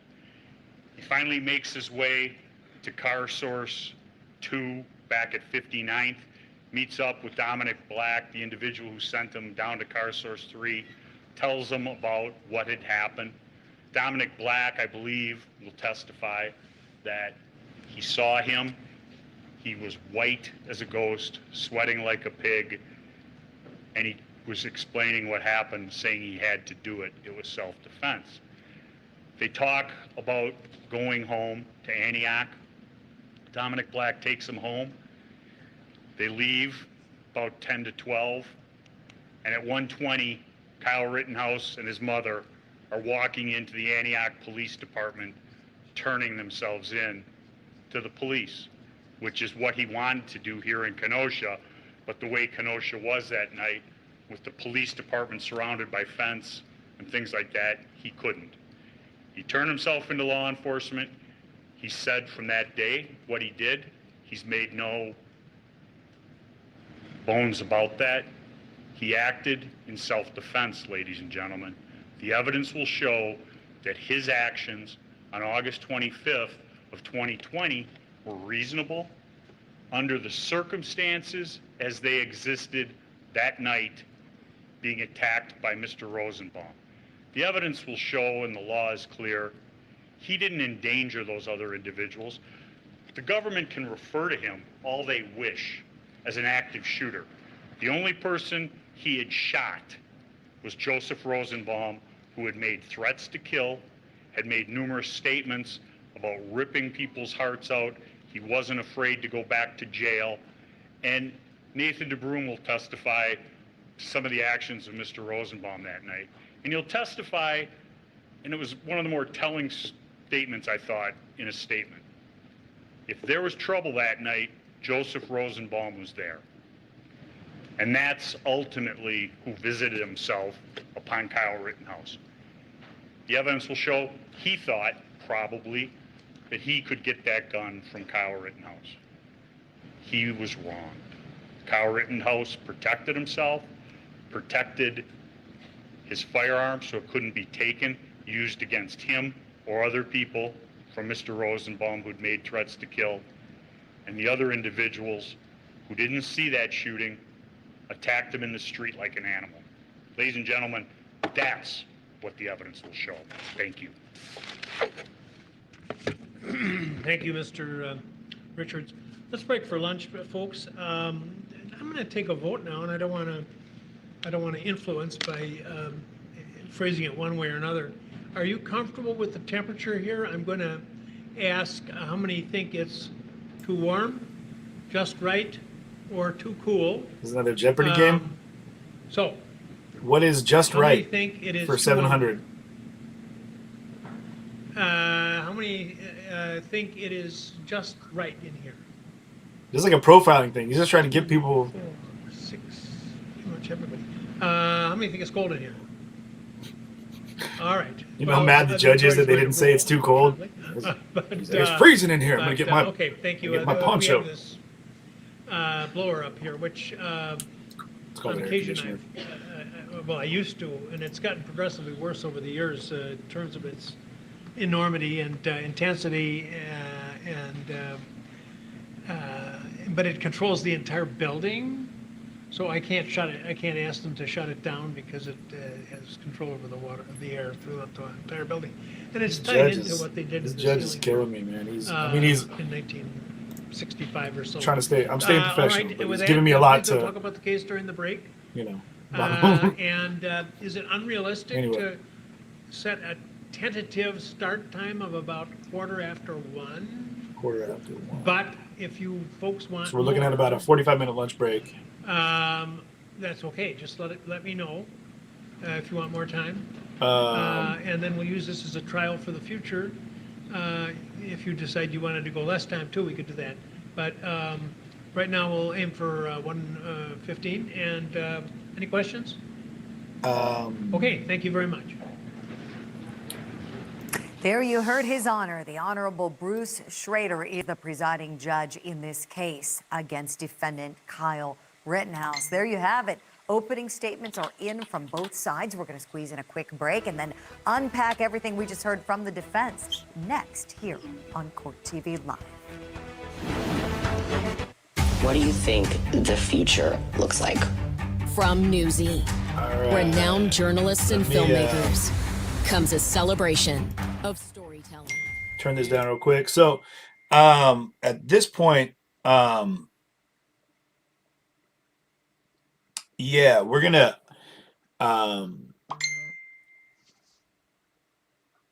give me just a minute here. Actually, what we're gonna do is, all right, boom, here we go. We're going to take a little bit of time here. I'm going to talk to, let me go here for a second. Andrew and I are going to have we're going to just chat a little bit. It's going to be difficult for us to get the queued up footage. So we will be able to just kind of chat about it. However, all right. Let me, okay. While I'm getting this all set up, I'm going to let you guys kind of take a look at this other footage right here.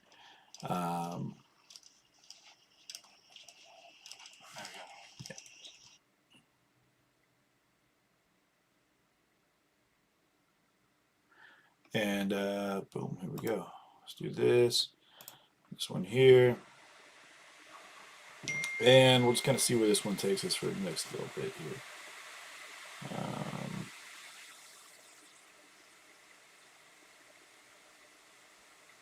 That's a still frame, sorry. Boom. Actually, no, it's not going to want to play. All right. Let's try this one instead here. See if I can get these things to work out for us. But bear with me. You guys make sure to come back. And if you want to stick around for a little bit, I will be sorry, trying to cue something up here with my guy Andrew. So bear with me for a moment. I don't know why this isn't playing. I think in my prod studio, I think you have to hit play on your end maybe, or not sure why this isn't playing. Okay, well, whatever. We'll work through it.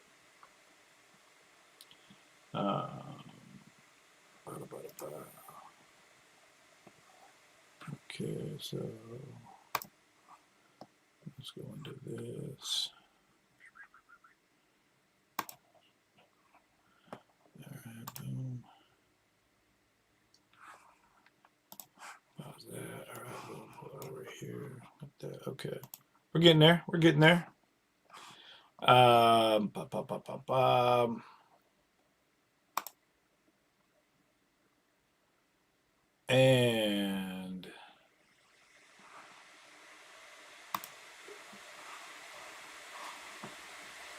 we're gonna try to.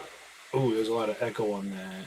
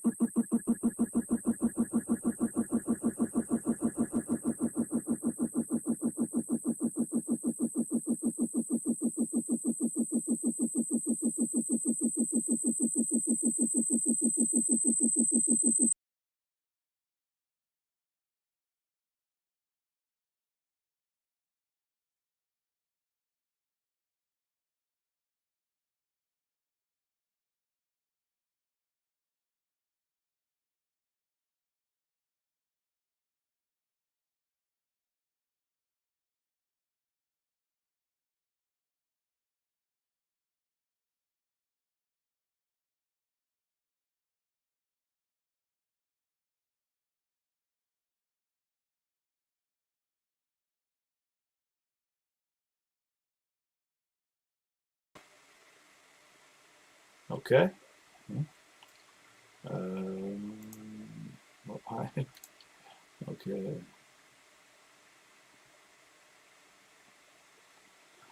technical difficulties, y'all. And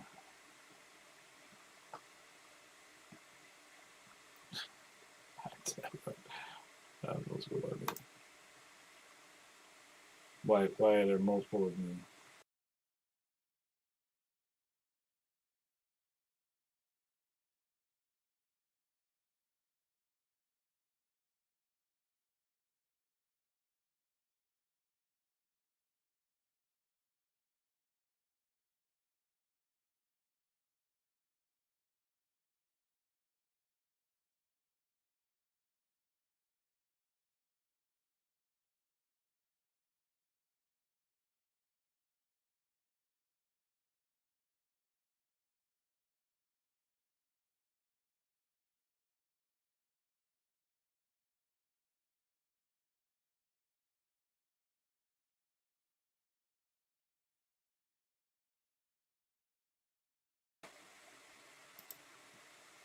So I'm not sure what's going on with all this, guys, but I've got all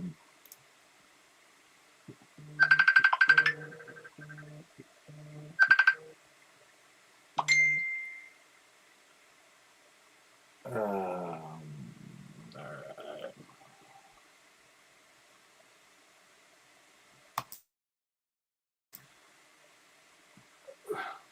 Okay. So what I'm trying to do here is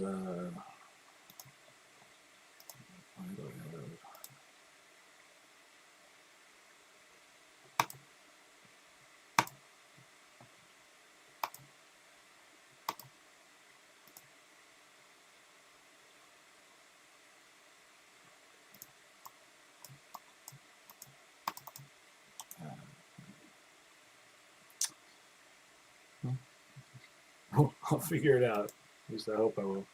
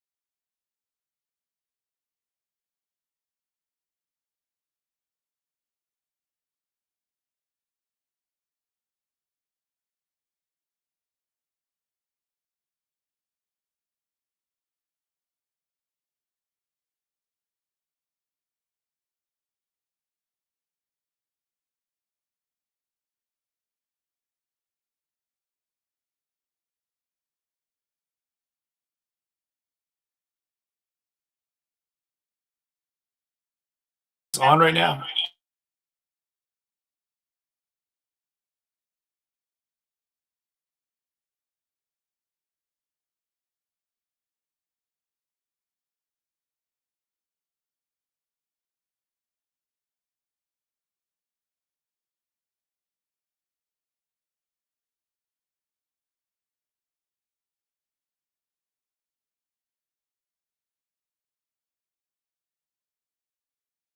Adding the other one to the stream. No. So you're on the stream.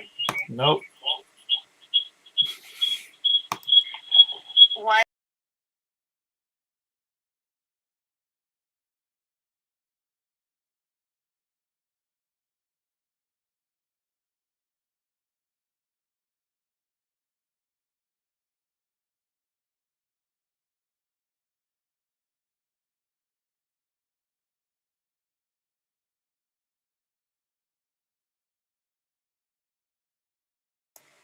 When I'm in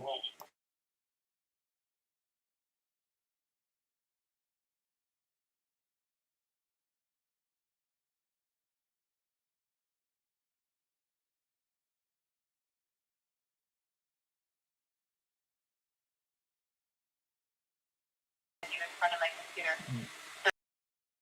it's because I have two of me open and that's not working. I need to remove one of these. This is not the one I.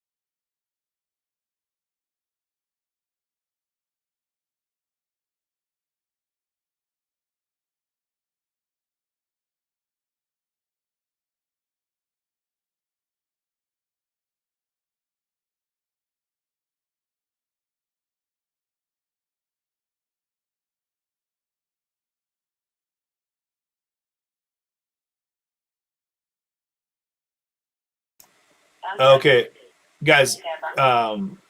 So I'm going to end the feed.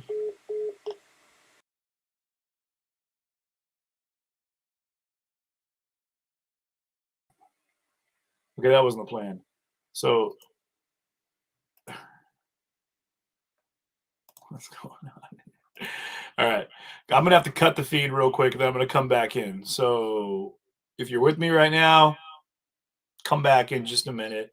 And we're gonna look at some footage. So just gonna leave the studio here.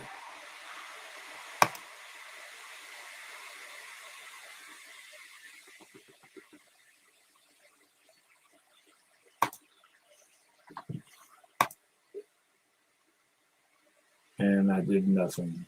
So for